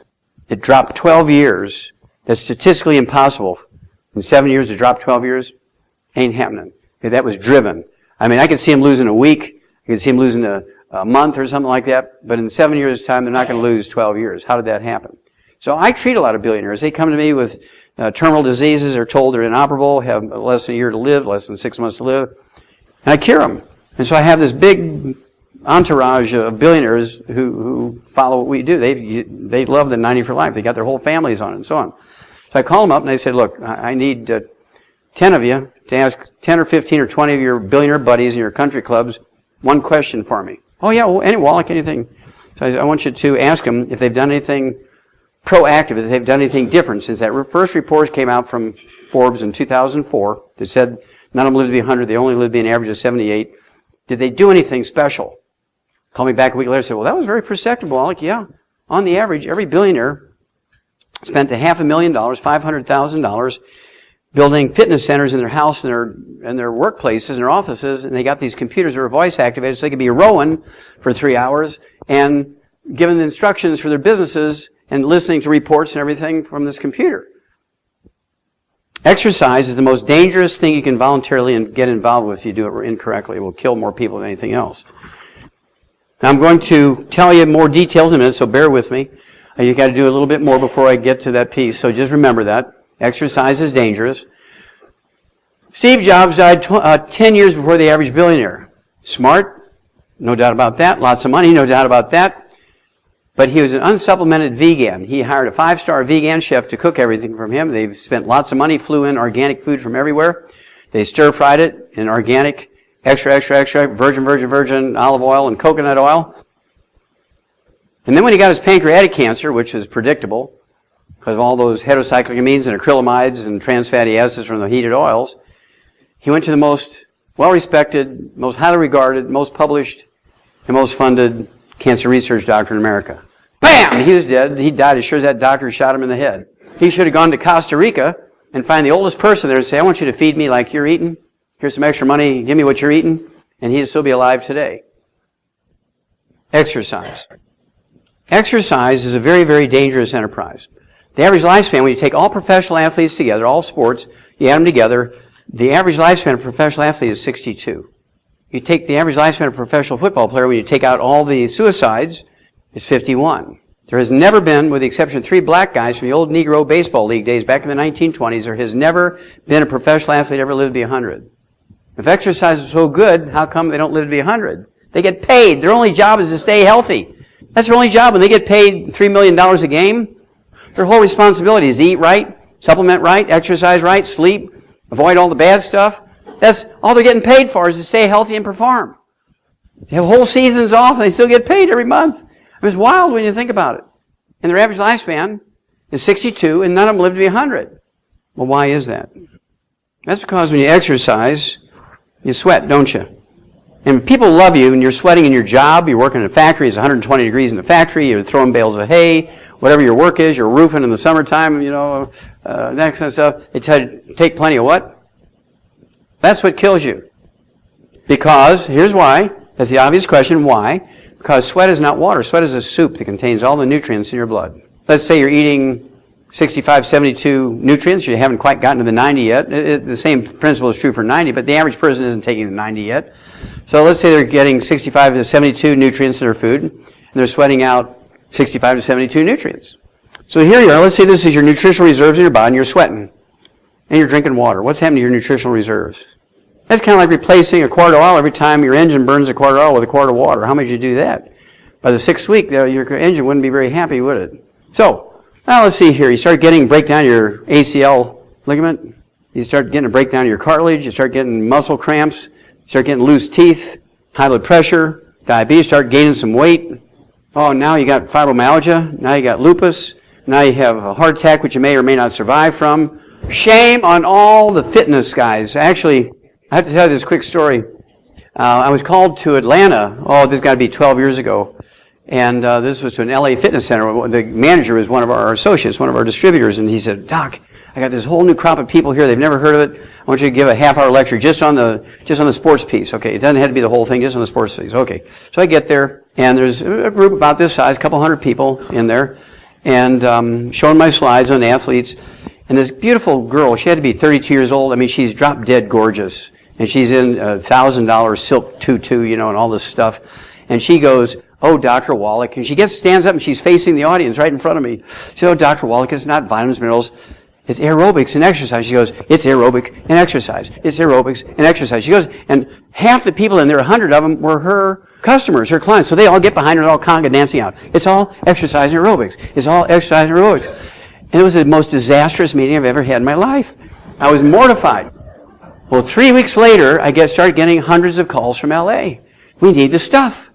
We need your 90 essential nutrients. We need your sports drink, which we call Rebound, has 100 nutrients in it. Gatorade has 2. So you're 88 sharp with Gatorade." So anyway, I said, "Why am I getting all these calls from Atlanta, Georgia, wanting the stuff?" "Remember that gal that disrupted your meeting?" "Well, how could I forget? It's the worst meeting I ever had." Well, last week, 32 years old, she's on the treadmill at lunchtime, 1,000 people in there all watching her. She's doing her thing gorgeous. She drops dead of a heart attack right there. Bam! And everybody in that center called me and got on the stuff. It was a very expensive way, but she advertised for me, so I love her. Now, the Journal of the American Medical Association, 1982. The Journal of the American Medical Association, 1982. While running, a man's risk of heart attack death increases by a factor of 700%. Because it's all honey. Be sure you drink plenty of water. You're out there sweating out your 60 to 70 nutrients. You're just replacing them with water. You're going to die. You're going to break down. You can't run an engine on 6 quarts of water when it should be 6 quarts of oil. It's that simple. This fellow here ran 100 marathons. Brian Maxwell is one of the top athletes in Canada. He's considered a fitness guru. Heart attack claims, another fitness guru. Dies at 51 of a heart attack actually the heart attack he died from was a simple deficiency of a single mineral. I've actually done 1,700 autopsies on people that died of that one type of heart attack. I'm an expert at it, not because I'm bragging, it's just nobody else has done 1,700 autopsies on people that died of that thing. And so he actually ran 100 marathons, never came in less than 5th, had 14 gold medals. 3 in the Olympics, 11 were in the Ironman things, the World Games, and the triathlons. This guy was as fit as a human being could be, and he dies at 51 of a heart attack because he sweat out all his minerals. Just drank water. In his book, you read his book, Jim Fixx, the first guy I showed you, that orange book. You look in the index under vitamins and minerals, it says, go to page 165. You go to page 165, it says, don't take vitamins and minerals, you get everything you need from your food, just run, you'll live longer. And thousands and thousands and thousands and millions of people listen to him. Why would you follow somebody's advice who died at 51 and 52 doing what they're telling you to do? Now, if he lived to be 150, I'd do it, right? But died at 51, 52 is not a very good recommendation. This guy here collapsed during a playoff game. Reggie Lewis collapsed during a playoff game with the Charlotte Hornets back in 1993. 28 years old, captain of the Boston Celtics, good-looking young fella. Great captain. He never jumped in the stands and beat up the paying customers and stuff like that. He was a great field leader on the court, and he was a great man on the street. He's just a good man, 28 years old. And he collapses with a cardiomyopathy heart attack, a simple deficiency of a single mineral called selenium. And he didn't die. He was taken to the hospital, and they were able to keep him alive. So the Celtics got a team of 12 of the top cardiologists from around the world. And while they were arguing amongst themselves who's going to be the head cardiologist to determine whether he got a heart transplant or what they were going to do with him, and if they did a heart transplant, he'd be the first professional athlete to get back and play with a heart transplant. So they're kind of excited about that. He dies of his second cardiomyopathy heart attack 2 weeks later because nobody gave him 50 cents worth of selenium. Well, here comes the real story. This is the story that I want to get to, but I had to precede it with that story. The guy who was going to be the head of that dream team of cardiology, who was going to take care of Reggie Lewis, was a guy by the name of Dr. W. Thomas Nessa, who was the head of the cardiology department of Harvard Medical School. He ran the Boston Marathon 20 times himself. He was the cardiologist for the NBA. He was a cardiologist for the Celtics. He taught cardiology in the medical school, of course, but he also taught it at CME, continuing medical education stuff for doctors and nurses. And this guy was considered the cardiologist of all cardiologists. Well, a year and a half after Reggie died of that selenium deficiency, cardiomyopathy, heart attack, Dr. Nessa dies of the same thing at age 48. Now, if I was his family, I'd be embarrassed to tears. Saying what a wonderful cardiologist is. He dies of a heart attack at age 48. He was dumb and dead. He was dumb and dead. This guy may have been able to take your heart out and not lose a drop of blood and put it into him. He may have been a good seamstress, but he didn't know anything about hearts. Because he died of a heart attack. And I thought it was kind of justice. He died in a town in Massachusetts called Dedham. I mean, that should be on his tombstone. Died in Dedham. Now, I don't have a doctor. I told you, I haven't been to a doctor in 65 years. The only piece of paper, the only piece of paper in my health record is one piece of paper. It's my birth certificate. There's nothing else in there. I'm 74 years old. Everybody in America would be the same way. Just think about it. Just think how humble the medical system would be if everybody in America were like me medically. Only go to a doctor once every 74 years. They'd be real humble, wouldn't they? Please, please, I'll pay you to come visit me. I don't want to be alone anymore. So let's say, just for theory, he was my cardiologist. He said, okay, Wallach, you're 74 years old now. You got to watch your blood pressure. I want you to give up salt. Well, if he said that to me, and I knew what his future was going to be, I would go around and I would get every salt shaker in Charlotte. I'd leave $1 so they didn't think I'm stealing them. I'd build a 2-foot frame around my bed, and I'd fill that frame, with Celtic salt, Celtic salt, Himalayan salt, sea salt, Morton salt, every kind of salt, pink salt, yellow salt, brown salt, everything you can think of. And I'd get naked every night, and I'd wiggle around until I'm sleeping in a cocoon of salt every night. If he said that eggs were bad for you because of cholesterol, I'd eat 25 a day. If he said that exercise was good for you, I'd lay on that bed of salt, eating my eggs, and I wouldn't even blink. Because I wouldn't want to be like him at age 48. Dead! Dead! Dead! Now, following his advice, this is what happens. This is the gal here, Renelda Pierce, 19 years old, was chased by every professional women's basketball team in the world. She was 6'5", could do the Air Jordan thing. She was just a lovely girl. And she chose to say, look, I'm going to take 2 years of academics first. I'm going to go to Florida State. Make a long story short, halfway through her freshman year, she drops dead during a game at age 19 from a ruptured aneurysm, which is caused by a deficiency of a single mineral copper. She's drinking Gatorade. Go look and try and find any copper in Gatorade. There's no copper in Gatorade. There's no selenium in Gatorade. They killed that girl as sure as they shot her. And then they have the gall to say that she died of a genetic disease. She died of a simple copper deficiency. If she'd taken the 90s, she'd still be alive today. Wes Leonard, there was a sudden death playoff in western Michigan for a semifinal game. Make a long story short, he catches the tip-off. He runs across the court, slam dunks it. His team wins sudden death, 54-52. This is him just seconds after he makes those points. His teammates lift him up. 3 seconds after this picture was taken, he drops dead of a cardiomyopathy heart attack, age 16. Now, the medical examiner had a moment here. This is a national story. The medical examiner had a moment. They got his name spelt right. Medical examiner David Start said the stress Leonard placed on his heart through athletics could have played, notice these wiggle words, could have played a role, but his death could not be easily explained. It is explained. It's a deficiency of selenium caused by sweating and drinking water or Gatorade. Now, he had a chance to save every kid in America there, because everybody read that story. That man should go to jail forever, and when he dies, the natural cause of his body should be fed to a rabid dog. That's the meanest thing I can think of. What doctors want to do, as a result of Wes Leonard dying, let's do more EKGs. That's not going to do anything for a nutritional deficiency. It doesn't show up on an EKG. This girl, L.A., dropped dead of cardiomyopathy heart attack. She was a cheerleader. Girls sweat. They need the 90 essential nutrients too, especially if they're going to grow up and have babies. She died 16 years old. Somebody needs to go to jail. Make a long story short, we'll get on with the next couple of subjects. We'll move on to the diseases. Theo Ratliff just retired from the NBA, 14 years. His career was over 14 years ago. He had bone-to-bone arthritis in both knees. Had cartilage pop off his hip. He caught a pass during a game, fractured his wrist. The orthopedic surgeons at the Atlanta Hawks wouldn't sign off on him, so his career was over. And we rebuilt him using our Healthy Bone and Joint Pack. And we actually made the Rebound sports drink for him. It has 100 nutrients in it, including selenium and copper and everything else you need. It has 100 nutrients in it. And he played for 14 more years after the orthopedic surgeon said that he wouldn't play. He made $140 million after they said his career was over. Now, do you think his wife, Christina, doesn't love me? Now, next to Theo, now she's 6'5" herself. So every time I go over there, she kind of hugs me around the head and pats on my head. She's so sweet. Rebound. You have somebody you love who's sweating, whether it's work or play or sports of any age, you give them rebound. Don't give them Gatorade. You'll add 25 years to their life, and they won't drop dead. Who needs doctors? This came out February 2005, special health issue in the U.S. News World Report. Your future physician might not be a medical doctor. You may be better off. In 1993, I said the average medical doctor, which is done by looking at 200 obituaries of primary care physicians, adding up their age of death, divided by 200, got 58. Why would you go to a group of people whose average lifespan is 58 to learn how to live to be 120, as God commanded? Well, they didn't like that, so they did their own study. They said, well, Wallach lied. The average primary care physician, family doctor, doesn't live to be 58 like he says. We live to be 56. Why were they so eager to publish that? Well, that's because they were more interested in showing my statistics were incorrect than they did show that they were showing that they died 2 years earlier. So I will apologize for giving them too many years. Okay, now the last one in this section is my favorite obituary, and then I'll get to these diseases real quick. I'm going to make a prediction. Remember that Babe Ruth pointing out to center field, grand slam, home run, Yankees win? I'm going to make a prediction here. Copper deficiency causes white hair and dry, yucky-looking skin. He's a classic example of a copper deficiency. Aneurysms. Here, aorta, aneurysms. So if anybody has connection with him, you need to let him know he's in trouble.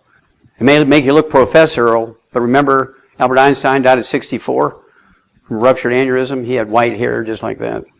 Okay, last one. This is my favorite obituary. George Francis, oldest man in America. He died at 112 in December of 2008. This is his daughter reading the newspaper to him because he was illiterate. He lived out in the swamps, Louisiana. Didn't have any electricity coming out there, propane or natural gas. He used wood for fuel. And he lived through 19 U.S. presidents, all of whom the average lifespan is 75. They had at least one university degree, unless they were larger than they had two. And presidents are cared for not by dumb country doctors, but by very, very well-respected medical guys, right? But their average lifespan is 56, exactly half of George's age. And when he died, he's a black man, and when he died at age 112, the reporters asked his daughter, what did your daddy do to live to be 112? And she said, he broke all the rules of healthy eating. Who came up with the rules of healthy eating? Medical doctors who lived to be 56, according to their own study. She went on and she said, he broke all the rules of healthy eating with a diet heavy on dairy, eggs, and lard sandwiches. Pig fat, cholesterol, and saturated fat. I'm going with George, because he eats exactly like all those long-lived top 20 longevity cultures. Once you appreciate that, the game changes. Now, you can't eat fried foods. He didn't eat fried foods. Everything was steamed and boiled. He ate like a Cajun. Okay, now, we got 6 diseases to cover real quick, and then I'm done. So, we're going to look at 6 diseases. Obviously, we're number 1, obesity, so we've got to talk about obesity. I promise you I would teach you and prove to you that it's a simple mineral deficiency disease. Okay? This is what's predicted following their directions. They can't be right. So I keep listening. If you just do nothing, you'll be better off than you do to listen to them. Just a reminder, that's what you're going to get if you don't change what you're doing. Don't wait for doctors, don't wait for the government, because they ain't changing. According to experts, 70% of our kids under the age of 12 are overweight. 40% of our kids under the age of 12 are obese, meaning 30 pounds or more of their ideal weight. Has nothing to do with too much screen time, has nothing to do with a lack of exercise or eating too much. Has nothing to do with any of those. It's a simple nutritional deficiency disease. Now, this is my favorite chart for adult people who are obese. Up until 1980, we were never above 12% obesity. It was like 10, 12, 11, 8, 9, 12, 8, 9, 12 kind of thing, kind of like a stock market. But in 80, it jumped up to 15. 20 years later, doubled. 12 years later, 2012, it went up to 42%. This came out in 2006. So I got to move all this over and put a red bar in here to show that I put the bar in there. It's 42% now. So what happened here? Well, this is when everything went wrong. Doctors said, eat more whole grains, give up fat, because carbohydrates in grains only have 4.5 calories per gram, and fats have 9 calories per gram, double the calories. But here's the problem. You eat a quarter of a stick of butter, you won't be hungry all day. You eat a bowl of cereal for breakfast, a half hour later you're hungry, and you eat again. And then you get hungry again, you eat again. So you're eating 24 times a day when you're eating carbohydrates. Do we fatten cattle on cream and butter and eggs? No, we fatten them on whole grains. Uh-oh. What? We fatten cattle on whole grains? You're told to eat whole grains, you're fat? Oh, well, there you go. This is not difficult. If they were correct, for the past 50 years, the chart should look like that, shouldn't it? But instead, this is what you got. Just like those C. diff bacteria in hospitals. Following the doctor's directions, this is what you get. This is what you get. This is my favorite. Now, I deal a lot with people who weigh 400, 600, 800 pounds. In that range is what I deal with.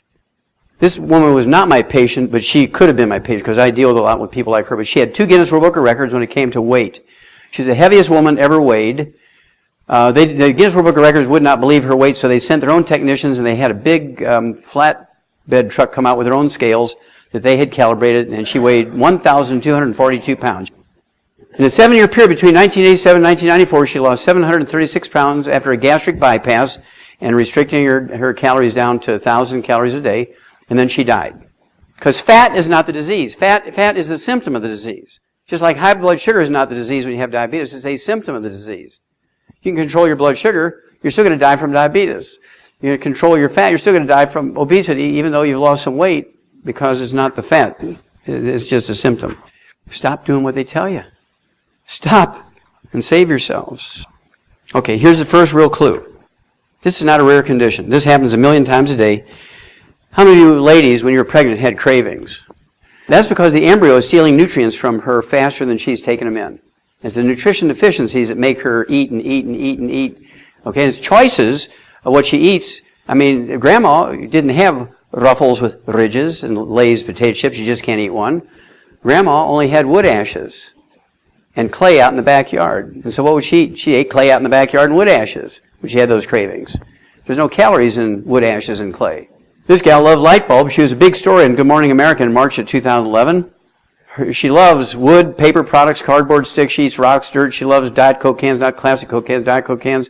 She eats the magnets out of shower curtains. She loves plastic bottles and toys. Maybe that's why they took the toys out of the Happy Meal. I don't know. So my wife and I came up with another book that I told you about, this one, Hell's Kitchen. And the subtitle is The Cause, Prevention, and Cure of Obesity. It also talks about type 2 diabetes and the metabolic syndrome, which are really all the same disease. These are all the same disease, just different sort of stages of it. This is not me, that's Alfred Hitchcock, by the way. Okay? But this book gives you all the facts. Now here it comes. Loyola University, Chicago Medical School. Exercise won't cure obesity. I mean, they were assaulted by everybody. Even Chuck Norris, who sells all those exercise machines on TV. I mean, everybody went after them. But when they reviewed their data, they said, by golly, they're right. Exercise will actually make you heavier if you're not supplementing properly. So 8 months later, when it was proved to the satisfaction of Time magazine, it was a cover article. August 2009. Myth about exercise, it won't make you lose weight. Because if you're sweating, you're thinking about that. I burned 150 calories in the gym today, so I'm going to Starbucks, and I'm going to have an 800-calorie espresso latte, mocha, pocha, doka, loca, schmoka. Now here is another clue. Anybody ever work with horses? Okay, what do you call when a horse chews on the fence? Cribbing, very good. How do you get rid of cribbing other than shooting a horse in the head? You give them minerals. You give them bone meal, you give them trace mineral salt block. Within 3 to 5 days, they stop cribbing. So in 1978, the first clinic I bought was a weight loss clinic. And to make a long story short, people would come in every month. They'd renew their prescriptions for thyroid. They'd renew their prescriptions for drugs to suppress their appetite, but they never gained any weight, never lost any weight. They just stayed the same. They were still 50, 100 pounds, 200 pounds overweight. So I said, they're reminding me of a horse that's cribbing. So I began to give them minerals, and they started losing 2 pounds a day. This is what a horse looks like when they're cribbing. The horse isn't even there. This is in a horse and buggy Amish farm barn south of Fort Wayne, Indiana. I was there to see some muscular dystrophy kids, but they were late. The buggies were late, so I went into the barn being my veterinary self, and I saw this, very typical of, you can see where the horse is cribbing along that thing too, cribbing on the corners there, reaching over, cribbing over there. Okay, and they're reaching up and cribbing along that beam. So cribbing is munchies, munchies is cribbing, cribbing, munchies, munchies, cribbing. So, if you have cravings and you take our 90 for Life program according to body weight, 1 unit per 100 pounds of body weight per month, you use the Rebound instead of 2 liters of Pepsi a day, our Monster, our Gatorade, guess what? You'll lose weight. You'll start losing a half a pound a day. If you want to go faster, we do have a meal replacer called Slender Effects Weight Management System. Only has 110 calories per meal. I make it with water. I like to throw in a couple of eggs. It gets up to about 250 calories with the eggs. And that helps you because then you're only going to have 2 of those a day plus a salad. You're cool. But I like to throw in what we call ASAP, as slim as possible, as soon as possible. It's drops you put on your tongue, leave it absorb on your tongue. It's you do 1 of those bottles per month if you need to lose 50 pounds or less. If If you need to lose 51 pounds or more, you take 2 bottles a month, put 2 droppers full under your tongue. And I'll give you a couple of examples. This is Jerry. He had a bread belly. He wasn't a drinker. He wasn't a beer belly, but he had a bread belly because his wife, Judy, loved to make bread. He was on our 90 essential nutrients, but he didn't gain any weight other than his belly. He had a bread belly. And you have to appreciate bread bellies and beer bellies are the same thing because bread and beer is made from the same stuff. They're both made from yeast and wheat and barley, rye, and oats. The only difference is one is fermented and the other one is baked. It's the same ingredients. So you can understand you get a bread belly and a beer belly. At any rate, all he added to his system for 45 days was the ASAP. He lost his bread belly in 45 days. Okay? Lost 52 pounds. Now, ladies, just to show you that women can lose weight too, there's a little Brandy, and she's 5'2". In this picture, she weighed 158 pounds, and she had 3 kids, and she started drinking these 2-liter bottles of Pepsi during her first pregnancy. She gained 58 pounds because she weighed 100 pounds when she first got pregnant, and she gained 58 pounds. She got 58 pounds of fat. Okay, 1/3 of her body weight.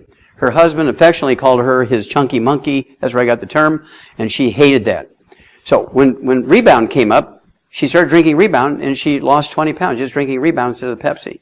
I mean, within a month, she lost, 21 days, wasn't even a month, she lost 20 pounds. Then we put her on the ASAP, and she lost another 38 pounds. Now she's back down to 100 pounds. Now, I suspect there's going to be more kids in that family. Okay, let's talk about Alzheimer's disease. There's actually 4 different dementias that Americans commonly get. Number 1, the most common one actually is vascular dementia. The same thing that causes a blocking of the arteries in your heart, block the arteries in your brain. It's called vascular dementia. And you don't get enough oxygen and food to your brain. There's nothing wrong with your brain. There's just not enough oxygen and food going in there. You start forgetting things. And it's called vascular dementia. And then there's Korsakoff syndrome, which is a deficiency of a single vitamin. This was discovered in the late 1700s by a Japanese naval surgeon. And so we always prepare for that one. And then there's Wernicke-Korsakoff. It's the same deficiency, that one vitamin, plus MS, multiple sclerosis mixed in with it. And then there's Alzheimer's disease. I've seen people with all 4 dementias. Alzheimer's tidal wave is feared. That's because there's 80 million baby boomers coming along. This came out in 2009. Alzheimer's on a relentless upward trajectory. It's kind of like that obesity chart, right? And also that is the Alzheimer's chart. Numbers look particularly grim for baby boomers because they're on egg beaters, egg white omelets, boneless, skinless chicken breasts. And the worst possible thing is they took the statin drugs to lower their cholesterol. Talk about a perfect storm for making Alzheimer's disease. Again, a reminder, 3 lies in the same sentence. Only a doctor could do that. Alzheimer's is the only disease amongst the top 6 killers in the USA for which there's no prevention, cure, or treatment. That's all a lie. Okay, in 1992, the University of California, San Diego, and the Salk Institute came out with this study, and they said if you take somebody with advanced Alzheimer's disease, you give them a high dose of vitamin E, they'll get better. Now, this isn't some comic book stuff. This is a 10-year study from the Salk Institute and the University of California, San Diego Medical School. So I read this into my audio cassette tape. This is part of my audio cassette tape. I said, vitamin E can ease memory loss in Alzheimer's victims, which means it cannot be genetic. Because there's no genetic disease that you can even help any little bit by giving a vitamin or mineral. So if you can get some clinical improvement by giving them one vitamin that ain't genetic, that's simple stuff. That's 4th grade biology. Every medical association in every state in the United States went to their state attorney generals and had them send me a demand warrant, making me prove what I was saying was true. Otherwise, they're going to take my assets away and put me in jail. I don't know how they can put me in jail in 50 states, but cut me up, I guess. And so we had to send all 50 states a certified copy of that newspaper plus a copy of the CD. But they could say I was just reading that, and so that's the First Amendment thing. So all states except Arizona and Michigan dropped the charges. I had to go do kind of a pretrial hearing and everything in Michigan and Arizona, but the judge threw it out after they saw my presentation and everything. And so they had to pay my legal fees and transportation, and I love that part. Okay. Then in 2010, front cover story, U.S. News World Report, America's Best Nursing Homes, Aging Well, obviously marketing to the baby boomers. What science reveals about aging? Is your job killing you? Your first baby boomer's heart battle? But this is why I bought it. 7 habits that lower the risk of Alzheimer's disease. What does that tell you? It ain't genetic. If you can sleep 2 more hours a night, if you can walk around the block 2 more times, if you can eat a banana every week that you weren't doing, you can read a little bit more, read a book every month. Because one of the things they mentioned was read a book every month, reduce your risk of Alzheimer's disease. It ain't genetic. So right there it says, if it ain't genetic and you get it late in life, that means we can prevent it, and that means we can get rid of it. Amen. Remember, there's 4 different dementias, so I always like to treat for all 4. Well, 10 years after that first study I showed you with the vitamin E, Johns Hopkins released a study that they did in Cache County, that's C-A-C-H-E, not C-A-S-H, but C-A-C-H-E, Valley area, Utah. And this was the bottom of a small sea or lake thousands and thousands of years ago, and the mountains go all the way around it. This is laser flat. They didn't have to bulldoze it flat because it was just it's the bottom of a lake or inland sea, so it was just flat. 200 feet of topsoil in there, and there's no restaurants. I mean, these are very, very religious Mormons that live in there. They're all from a Scottish background. Everybody who moved into that valley came from Scotland. For some reason, they all converted to Mormonism, and they lived and ate, and they're all farmers, and they all ate the food. They wouldn't even go to a restaurant. They're very religious people. They're kind of like the equivalent to the Mormons of the Jewish kosher people are to the Jewish people, okay? The Orthodox Jewish people. And they have a supplemental book to their holy book, okay? This holy book supplement tells them what to eat, what not to eat, just like the kosher Jewish people, Orthodox Jewish people have their stuff they're not supposed to eat, and stuff they're supposed to eat. So that's what they did here. Well, Johns Hopkins, how many of you heard of Johns Hopkins? Baltimore, Maryland, very famous medical school. They sent a whole team of guys out there. They found 5,000 people in that valley over the age of 65. They divided them in half, and they gave half of them $2,500 for 10 years, a vitamin supplement. The other half, they gave a dummy pill. Double-blind, randomized study, gold study from one of the top medical schools in America. They published it in 2004. And I'll bet your doctor didn't email you the results. If he didn't, you need to fire him. I guarantee you most of you would be firing your doctors. The first study in 1992 was just vitamin E. I was so excited about that. I said, they need to give them all 90. But instead, they just added vitamin C to it.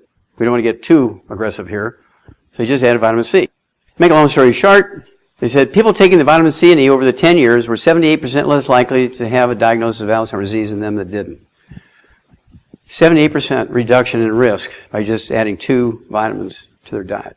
Now, I guarantee it's more complicated than that because right now as we speak, in fact, I'm going to be meeting with these guys here in a couple of weeks. They've been doing an analysis of the soil for me in that valley because those 2 vitamins are a cofactor for some mineral or minerals in there. Right now, I'm giving everybody everything. So I know they're getting it all because they're getting everything, right? But I guarantee there's some minerals in there that are very high. But at any rate, if you take everything, you're going to get everything, right? But just think about it. You can reduce your risk by 78% just with supplementation. Same people, they're homogenous, same cultural background, they're all from Scotland, they're all farmers, they all live in the same valley, they're all the same religion, they all eat the same things, all avoid the same things. I mean, it's like laboratory rats, they're about as homogenous as you can get. Why did medical school go there? Why did they go there? Because you can't, in Baltimore, Maryland, you can't find 2 people who are like, let alone 5,000. That was pretty smart on their part, wasn't it? So anytime your doctor says it's genetic and there's no way to prevent or cure, you're saying, liar, liar, pants on fire. Okay. Well, 4 years ago, I believe it was, Ray McGregor's sister, he's from Greensboro and she was from Charlotte, and she's one of our associates, one of our distributors, and she called me 4 years ago and said, my brother Ray was diagnosed 8 years before she called me, and said, which is 12 years ago now, and said, he was diagnosed with Alzheimer's disease, and the doctor says genetic, and I might as well get my reservation in his nursing home right now, so I'll be sure to have a space when the time came, blah, blah, blah. And it's scaring me. And so I took him to neurological clinics. I even went to the medical school here in North Carolina and had the head of the Department of Neurology examine him, and he agreed with the primary care physician that it was Alzheimer's disease. And when she called me 4 years ago, he had lost his memory completely. He was unable to communicate with grunts or barks or blinks or raising a finger or anything. He could not communicate anyway. We couldn't tell if he was, I never saw him. This is over the phone.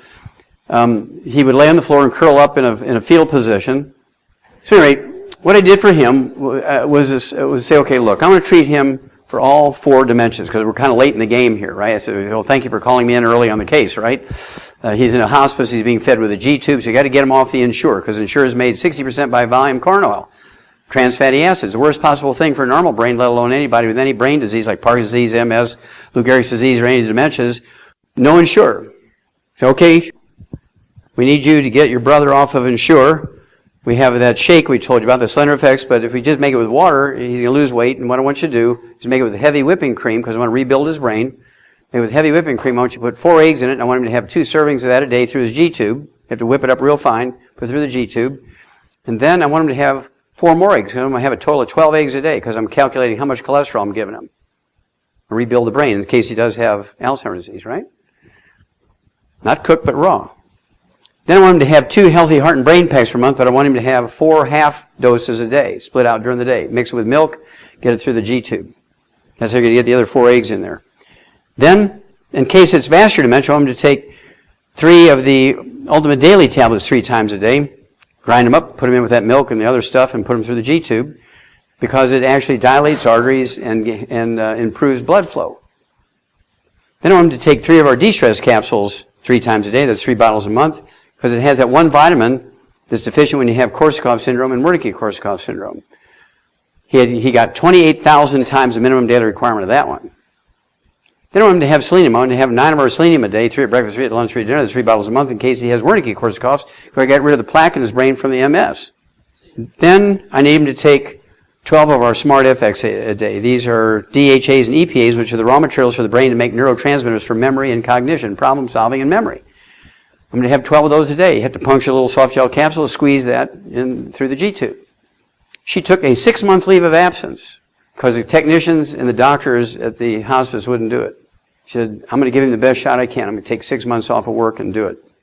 And she calls me a week later. I told her to call me every 2 weeks and give me kind of a progress report because this is under a controlled situation. She personally would do it every day, so I had faith she was going to do it. So she calls me on the radio, and the producer says, Doc, there's this lady screaming about her brother with Alzheimer's disease. Well, it's a week. Maybe something terrible has happened. Put her on. I'm going to quote her exactly, so bear with me. It's very emotional for me because I want to quote for you. Okay, here we go. So be prepared. And she said to me, quoting her now, he's cured! In 1 week's time, he got dressed and walked out. Did not have Alzheimer's disease. Alzheimer's disease would take me 9 to 12 months to reverse, but he had Korsakoff syndrome, which is curable in a week.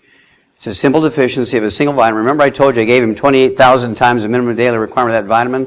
Because she gave me little signals to make me think it was more likely Korsakoff syndrome than Alzheimer's disease. So I kind of raised bet on that one, and it worked. I do this 1,000 times a year now. Very simple. It's called Korsakoff syndrome. The same formula works for Parkinson's disease, MS, and Lou Gehrig's disease. I have many, many wealthy, billionaires that we've reversed their terminal Parkinson's disease in 3 months. They went from being weeks away from death to 3 months later to perfectly normal. Okay, Parkinson's disease. Same formula. Okay, arthritis. 95% of arthritis is a simple mineral deficiency disease. Starts out as osteopenia, osteoporosis, osteoarthritis, degenerative arthritis, bone-to-bone arthritis, all the same disease, just different degrees of severity. And, one begets the other as you go along if you're not solve the problem. We have the Healthy Bone and Joint Pack for that, 1 per 100 pounds of body weight. And there's 4 ingredients in there, so you have to give a full dose of all the ingredients twice a day for a 200-pound person. But I have over 150 pounds. I like them to have 15 of the glucogel a day, which are the raw materials to support and promote maintenance, repair of cartilage, ligaments, tendons, connective tissue, disc between the vertebrae, bone, matrix, bone itself. It's actually a mix of chondroitin and sulfate, glucosamine sulfate, hyaluronic acid, and collagen. It's all in one capsule. This was the main message in the Dead Doctors Don't Lie audio cassette tape back in 1992 when that came out. And, of course, one guy branded me with that audio cassette tape. I never thought in my wildest dreams it would be a big deal, but one guy bought 20 million of them for $1 a piece. His check cleared. It was really weird. He got excited about it. So I thought, man, this must be something. And since then I've sold 180 million, so you need to kind of change your story. It's 180 million now. They're still going out the store at 50,000 a week. Now, 5% of arthritis is rheumatoid arthritis. 5% is rheumatoid arthritis. Rheumatoid arthritis is easily curable in 2 weeks. Rheumatoid arthritis is a simple infection with a bug called mycoplasma. Mycoplasma is the cause of rheumatoid arthritis. It's not autoimmune. It's not a genetic disease. It's not just dumb luck. It's not somebody's put a hex on you. It's just a simple infection. It's curable in 2 weeks with an antibiotic called minocycline, like the little bait fish, minocycline. Take that minocycline, it's gone. You're still going to have some damage, so it might take you 30, 60, 90 days, depending on the degree of damage, the Healthy Bone and Joint Pack, to regrow everything, and then you're done with it. Now, the doctor will only make $300 in office calls if he cures you with that program. Pharmacists might make a few bucks from the minocycline prescription. You've heard of minocycline. It's a member of the tetracycline family. Sure.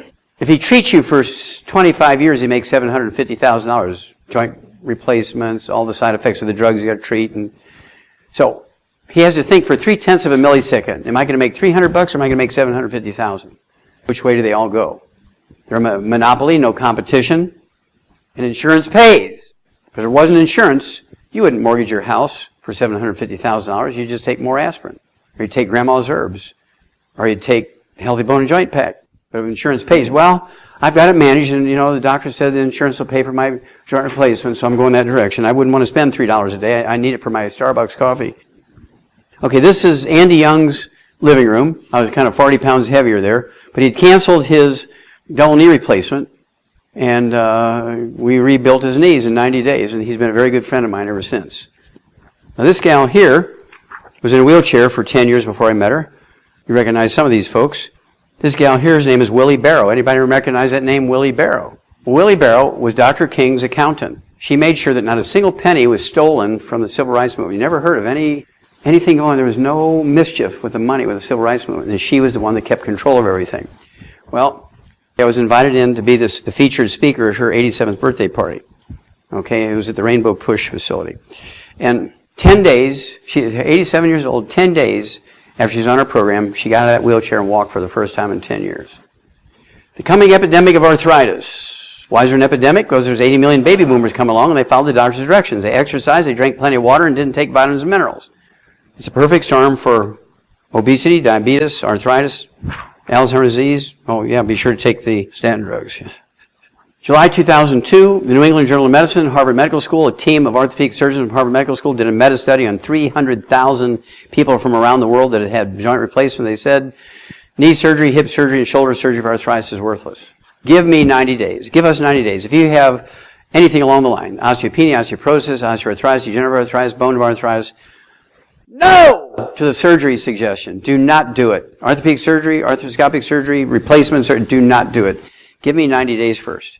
You can always get the surgery, can't you? But I was personally met a kid who's 7'10". He's a high school kid, 7'10" in Chicago. His father's on the suicide watch as we speak. He had a little funny feeling at the end of his high school days here, on the inside of his right knee, and the father says, look, wait. The coach has an in with the orthopedic surgeon at the Chicago Bulls. If he looks at you, you might get on that team. And the kid said, I don't know, I don't feel good about that. And the father said, let's talk about it. So he goes in there, and the guy says, oh yeah, we need to do arthroscopic surgery. I'll scrape the cartilage and everything will be fine. He gives the kid MRSA. They put him in a hyperbaric chamber for 2 months and gave him IV antibiotics, and they wound up cutting his leg off. Now, how do you play basketball with 1.5 legs? And the doctor gets a walk. See, I could have fixed that kid. And I can't regrow his leg. If he was a salamander, I could.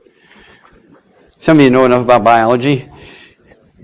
Okay, 4 years later, November 2006, the same group of doctors from Harvard Medical School, orthopedic surgeons, published in the Journal of the American Medical Association, said, surgery unnecessary for sciatica, low back pain, peripheral neuropathies, numbness, burning, pain in the feet, bulging disc, ruptured disc, restless leg syndrome, any of that kind of stuff, all unnecessary. Give me 90 days. We regrow disc. We fix backs all the time. Do not get surgery. You can always get the surgery. That's what Andy Young said. If you can't fix me in 90 days, I'll just go get the surgery. I'm willing to take, I've been suffering with this for 25 years, so what's another couple of months? Okay, type 2 diabetes is a simple mineral deficiency. Why is there going to be a type 2 diabetes epidemic? 80 million baby boomers come along, exercise, drink plenty of water, and don't take vitamins and minerals. It's a simple mineral deficiency disease. And so we have what we call the healthy blood sugar pack. You take one healthy blood sugar pack per 100 pounds of body weight, and take your fasting blood sugar every morning before you medicate yourself, because you can have your blood sugar 300 every morning with medication, with injectable insulin. And if you take our program the night before, it could be 68 the next day. So don't medicate yourself without taking your fasting blood sugar first. I don't get the easy ones. I always get the tough ones. Okay, this is gangrene of the foot. I get him with gangrene of the foot. I get him with gangrene of the legs. This fellow here, his name is Buck Steffens, came to me. He was 260 pounds. His blood sugar was 371 with injectable insulin. Doctors told him he was going to die within 3 months. He was so bad with diabetes and all his side effects, complications, that whether they took his feet off or not, he was going to die in 3 months. If they did amputate his feet, he was going to die if they didn't amputate his feet. So he had sold his house, moved up to Eugene, Oregon with his family, so he could spend his last weeks or months with his family.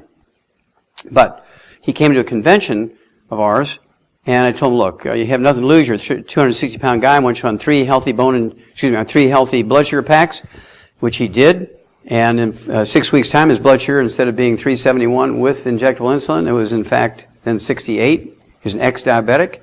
We gave him, in addition to that, we gave him 9 of our ultimate daily tablets to get circulation down through that foot. We put in our colloidal silver soaked on cotton balls in between his toes, put a clean cotton sock on there, change that dressing 4 times a day.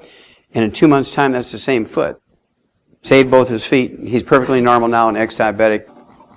We can make America diabetes-free in 60 to 90 days, plain and safe. Somebody has to have the will to do it. We have the ability to do it. Give me 90 days first. You just keep taking your antibiotics, keep that gangrene from getting worse, and give me some time, and the odds are we'll be able to fix this. Do not get amputations first without trying something else. If it's not cholesterol that clogs your arteries, what is it? It's the inflammation we already talked about, the inflammation from fried foods, processed meats with nitrates and nitrites, oils, and in many cases gluten, wheat, barley, rye, and oats. Okay, now this fellow here is a pastor, and you may know him. He's Tyrone Kreider from Southside Chicago. He's a black pastor. Kind of an interesting guy for a black pastor, isn't he? Brothers and sisters are black. His mom and dad is black. All his kids are black. But he has green eyes, and he's whiter than me. Why is that? Because on his mama's side and on his daddy's side, they had some white guy or gal several generations ago. And just by dumb luck, the recessive genes came together when his daddy fertilized his mama's egg, and that's how that happened. So he's an interesting guy, very interesting man. He's a pastor of a very big black church in South Side Chicago. Tyrone Kreider is his name. He's 300 pounds in this picture. When I met him at 1 o'clock in the morning in the lobby of a hotel, he brought a letter of introduction from Martin Luther King III, who was his roommate in Morehouse College when they were college kids. And Martin, I worked with Martin for a long time. And he was on the heart transplant list. He actually had a bracelet. He says, if this thing starts buzzing, the light's going off just like that thing they give you when you're at a restaurant waiting for a table. He says, if this thing goes off, starts buzzing, the lights start blinking, I'm out of here, don't think I'm rude. But I'm on the heart transplant list. I have congestive heart failure, which is he didn't say this, I'm telling you this. He had congestive heart failure, which is a deficiency of a single vitamin. It's curable in a couple of weeks. Congestive heart failure, the most common cause of heart death in America, is deficiency of a single vitamin. Is curable in a couple of weeks. Selenium is for the other disease he had. Selenium is a mineral, and he had it. It was a hypertrophic cardiomyopathy heart disease, which is a deficiency of a single mineral, selenium. He also had coronary artery disease, which is caused by inflammation, eating that fried chicken after church every Sunday, right? He was a big man, so he ate a lot of it. And he brought a briefcase, kind of this size, and it had 27 prescription drugs in there that he was taking. 3 of those prescription drugs were diuretics, one of which was Lasix, and he couldn't walk from here to that wall without holding onto the chairs in that lobby. He wanted to get a cup of coffee, and he'd stop every 2 or 3 chairs, had so much fluid in his chest and his belly. That tells me immediately that those diuretics weren't working. That's because he wasn't absorbing them. He had a gluten intolerance. He wasn't absorbing the medicine. So you run into people who say, well, yeah, I can take 1,000 aspirins. It doesn't work. I get this terrible headache. It won't work. Well, they got a gluten intolerance. They just can't absorb them. You're not what you eat. You are what you absorb. It's kind of different than the old adage, you are what you eat. It's really, you are what you absorb. So if you can't absorb it, no matter what you're doing for good, it doesn't matter. You have to be able to absorb it. So, at any rate, he had 27 prescription drugs. I said, okay, look, I'm going to treat you for all 4 heart diseases. And I didn't have at that time, this was 6 years ago, I didn't have the ASAP at that time. So I said, look, what I want you to do is take 3 of the healthy heart and brain packs per month. Here we're taking 3 doses a day of 6 different vitamin mineral products, just from that. That's your basic stuff your body needs. I'm going to have you take 9 of my selenium a day, 3 at breakfast, lunch, and dinner. That's 3 bottles a month. I want you to take 12 of the Ultimate Daily tablets, 4, 4, and 4. That's 2 bottles a month because they're big bottles because we got to deal with the clogged arteries because you have coronary artery disease. Then I want you to take the selenium was for the cardiomyopathy heart disease. Then for the congestive heart failure, I want you to take what we call the de-stress capsules, which has that one vitamin that's missing when you have the congestive heart failure. I want you to take 12 of those a day because that's your primary disease. That'll be 3 bottles a month. And then you got to give up the fried foods and the processed meats and the nitrates and nitrites and the oils and the gluten, the wheat, barley, rye, and oats. He said, I ain't doing it. That's too complicated, all that stuff and diet change. And his wife is only 100 pounds. Her name is Regina. She said, you're going to do it. She says, you're going to even do it? If you're going to do it, not going to do it, I'm going to give it to you rectally. He says, okay, I'll do it. I've never seen anybody talk to a pastor like that, but she did it and got away with it. Okay. She was so angry with him that he said it was too complicated. So I told, call me every 2 weeks. That's my deal. Call me in 2 weeks. She calls me in a week. That Friday, this was Sunday morning, 1 o'clock. She called me. This is God's truth. This is a pastor. You could check with it. She calls me a week later. She says, hey, Tyrone went in this morning. He'd been taking a physical every Friday for 3 years because they told him he has so many complications. It had to be a train wreck in Chicago and 500 dead people for him to get a heart. He's so low on the list. And so he said, we got to do a physical on you every Friday so we have a running knowledge of how you are. So when the heart comes in, we don't want to die in the ice bucket. We're waiting for a lab test. We're just going to slam the heart in you if it comes. He paid him $5,000 cash every Friday for 3 years, $20,000 a month cash. Do you think they weren't using him for an ATM machine? They were giggling all the way to the country club every Friday. Okay? So at any rate, he goes in. They call his wife, say, look, your husband didn't turn on his cell phone. We want you to turn him around, send him back. Do not give him anything. Do not give him, when he comes home, do not give him anything. Turn around, send him back. Give him $5,000. We're going to redo everything. We think we've mixed all his data up with somebody else's. So you know what's happening already, right? So he goes in. He thought he won the lottery because not only was his cardiologist there, there's another cardiologist, and there's 3 heart transplant surgeons he'd met before. He says, they got my heart. They got my heart. This is it. They did all the tests again. They took him off of all 27 prescription drugs. They took him off the heart transplant list and deemed him cured. And now he is preaching. Before he couldn't preach. He had to sit, on the stage, and then he had an assistant pastor preach for like 5 years because he couldn't preach. He couldn't breathe. He was so full of fluid. Do not let your pediatricians give your kids statin drugs. They're talking about starting at 8 years old. The American Academy of Pediatrics has now released new guidelines. They want the kids to have low-fat milk and start cholesterol testing, and they want them to take statin drugs. Do not let them do it, because these kids will not live to be 20 if they start on statin drugs at 8. Now, this is my favorite. This is the last one on cholesterol, and then I can talk about high blood pressure, which is very, very good, and then I'm done. And my favorite cholesterol article, scientific article, New England Journal of Medicine, Harvard Medical School. Dr. Kern was the professor of clinical medicine at Harvard, taught medical students how to be a doctor in the outpatient clinic. Normal cholesterol in an 88-year-old man, Frank, who eats 25 eggs a day. He comes in for his annual physical. There's like a dozen students around Dr. Kern.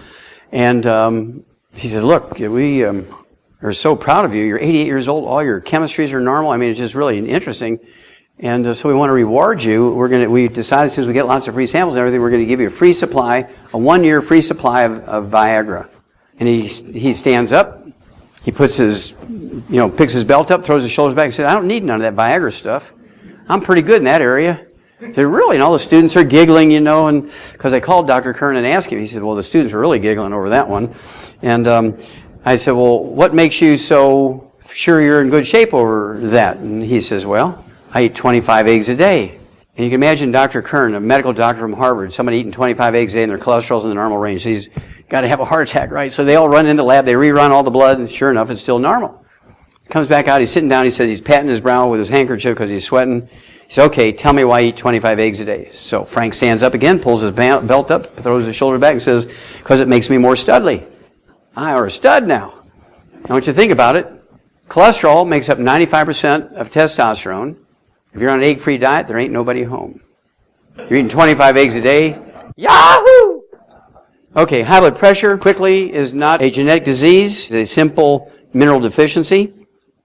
Salt has nothing to do with high blood pressure. If you swell up, you get edema when you use salt. That's because you have low blood protein. Eat more eggs to get your protein up. You won't have the swelling. After years of telling healthy people that too much salt isn't good for them, researchers still don't have solid evidence to back up the claim. Doctors say the stupidest things constantly, like there's no prevention for Alzheimer's disease. Okay? So, I'm a farmer, and so you put a salt block out in pasture for cows and horses and whatnot. Is there anybody out there telling a horse or a cow they're limited to 1 lick a day? No. I refuse to believe my human patients are dumber than a cow. So I say, just salt your food. Just salt it, go crazy, bathe in it, salt it, put it on your arms, put it in your ears, put salt everywhere, go for salt. He said, God says, go forth and be as the salt of the earth, and he lives forever. Doctors say restrict salt, and they only live to be 56. I'm going with God on the salt thing. So, there's 2 things you need to do, in addition to firing your doctor. It starts with this. Journal of the American Medical Association, August 2003. They talked about an herb called dark chocolate, not milk chocolate, dark chocolate, that has a substance called flavonols, which lower blood pressure. Now, it doesn't give you the mineral that will permanently cure it, but it will lower it like a pharmaceutical will without the complications of pharmaceuticals. It has flavonols in the dark chocolate. Okay? So, when that came out, 2003, we came out with a liquid dark chocolate called Cocogevity Plus. It has the flavonols in it, plus 3,000 of those ORAC points in it per ounce. So you take 2 ounces a day. We are a coffee company. We sell organic coffee. And so we want you to put an ounce of this twice a day in your cup of organic coffee. Make your own mocha cafe, right? Why give Howard all the money? Do it yourself. Plus you get the flavonols to lower your blood pressure without the complications of the pharmaceuticals. We also have pieces of chocolate, each the size of a pat of butter. They come in boxes of 100 or 20. It's a little cheaper in boxes of 100 because there's less packaging. Each piece the size of a pat of butter has the flavonols in it to lower your blood pressure. It's gluten-free, glycemic friendly, so even diabetics can take it. 2 of these will give you 33,000 of those ORAC points, so I take 6 of these a day.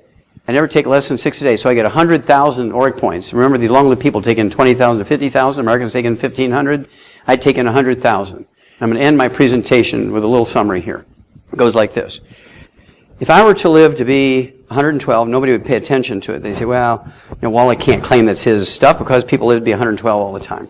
So I have to live to be 200. I'm pointing to center field. I'm pointing to center field like Babe Ruth, right? I'm pointing to center field and I'm saying I'm going for 200. If I only make it to 179, that'll still be better than 112, right? But to get to 179, I got to shoot for 200. So I'm pointing to center field. Now remember, here's Babe Ruth, 2 outs, 2 strikes, and at the bottom of the 9th, and they're down by 3 runs. He steps out of the batter's box, knocks the mud off his cleats, and he points out to center field. Everybody, including the pitcher, knew what he was talking about. He's going for a grand slam, so they'd win by 1 run. But they're down by 3 runs. That pitcher, he was smart. He'd have just thrown a ball into the dirt and walked him, because he could probably handle the next batter. But instead, he's too arrogant, and he threw that pitch, and Babe Ruth hit that grand slam, and they won by 1 run. I'm pointing to center field, say I'm going for 200. Okay, now I'm doing everything right. And these people live with me, they eat with me. We spend a lot of time. I give 300 lectures a year. They'll be with me for a couple of days, and they pass me off to somebody else. They'll be with me for a couple of days, they pass me off to somebody else. So I eat with a lot of people. And they see me take my stuff every day. I do it twice a day. I've been taking the 90 essential nutrients twice a day since I was 9. That's why I haven't been to a doctor in 65 years. I don't have any health problems. I have no health problems. Okay? So, the message here is I started doing it when I was 9. I mean, you can start now, right? I have 4 kids, 8 grandkids, and 4 great-grandkids. They're all in the stuff before they're conceived, all through their pregnancy, and from the moment they're born. And none of them have ever been sick. None of my kids, my grandkids, or my great-grandkids have ever been sick. So the point is, if we all do this basic thing, avoid the bad stuff, the fried foods, the processed meats with nitrates and nitrites, the oils, the salad dressings, the mayonnaise, the cooking oils. If you eat canned fish, it's fine, but eat them packed in water, mustard, tomato sauce, not oil. Use your brains, use your heart, save your families. You have to do these things. And if we can save America, but we're going to have to do it. We can't wait on the doctors to make up their minds. They're going to be 1,000 years behind. It took them 1,000 years to give up the idea that disease is caused by evil spirits. And so it's going to take them 1,000 years to give up the genetics thing, even though that the guy who got the Nobel Prize for it said it's not genetics, it's vitamins and minerals. Okay, you're going to have to take the ball and run with it. If you do that, we can save ourselves. If you don't do that, you will be burying your children. That's what it comes down to. All right? So, we're looking for lots of help. I'm not here just to sell another bottle of minerals. I don't make any money personally from selling minerals and things. I do these lectures for free. I make my living from selling books. And so I did that purposely so doctors couldn't take away from the message. Well, he's selling them vitamins, minerals. He'll tell you anything to sell them vitamins. Well, I don't make anything from it. I purposely don't. So they can't say that. And so we're looking for lots of help. We're in a major growth phase right now because the medical system's having troubles of its own. The government is in trouble financially, and the economy is in trouble financially. And so people are coming to us now who wouldn't have looked at us before. So we need lots of help, and we give car bonuses and stock options. We give tax benefits because you own your own business. You can't get these tax benefits when you're a good employee. You have no tax benefits when you're a good employee. But when you own your own business, even a little $10 business like Youngevity, you actually can get you can get back most of your withholdings. So isn't that for a one-time fee of $10 every year, get back thousands of dollars? Whoa. You don't have to think about that for 3 seconds. Pretty simple stuff, okay? So, doesn't get any better than that. God bless you all. Thank you very much.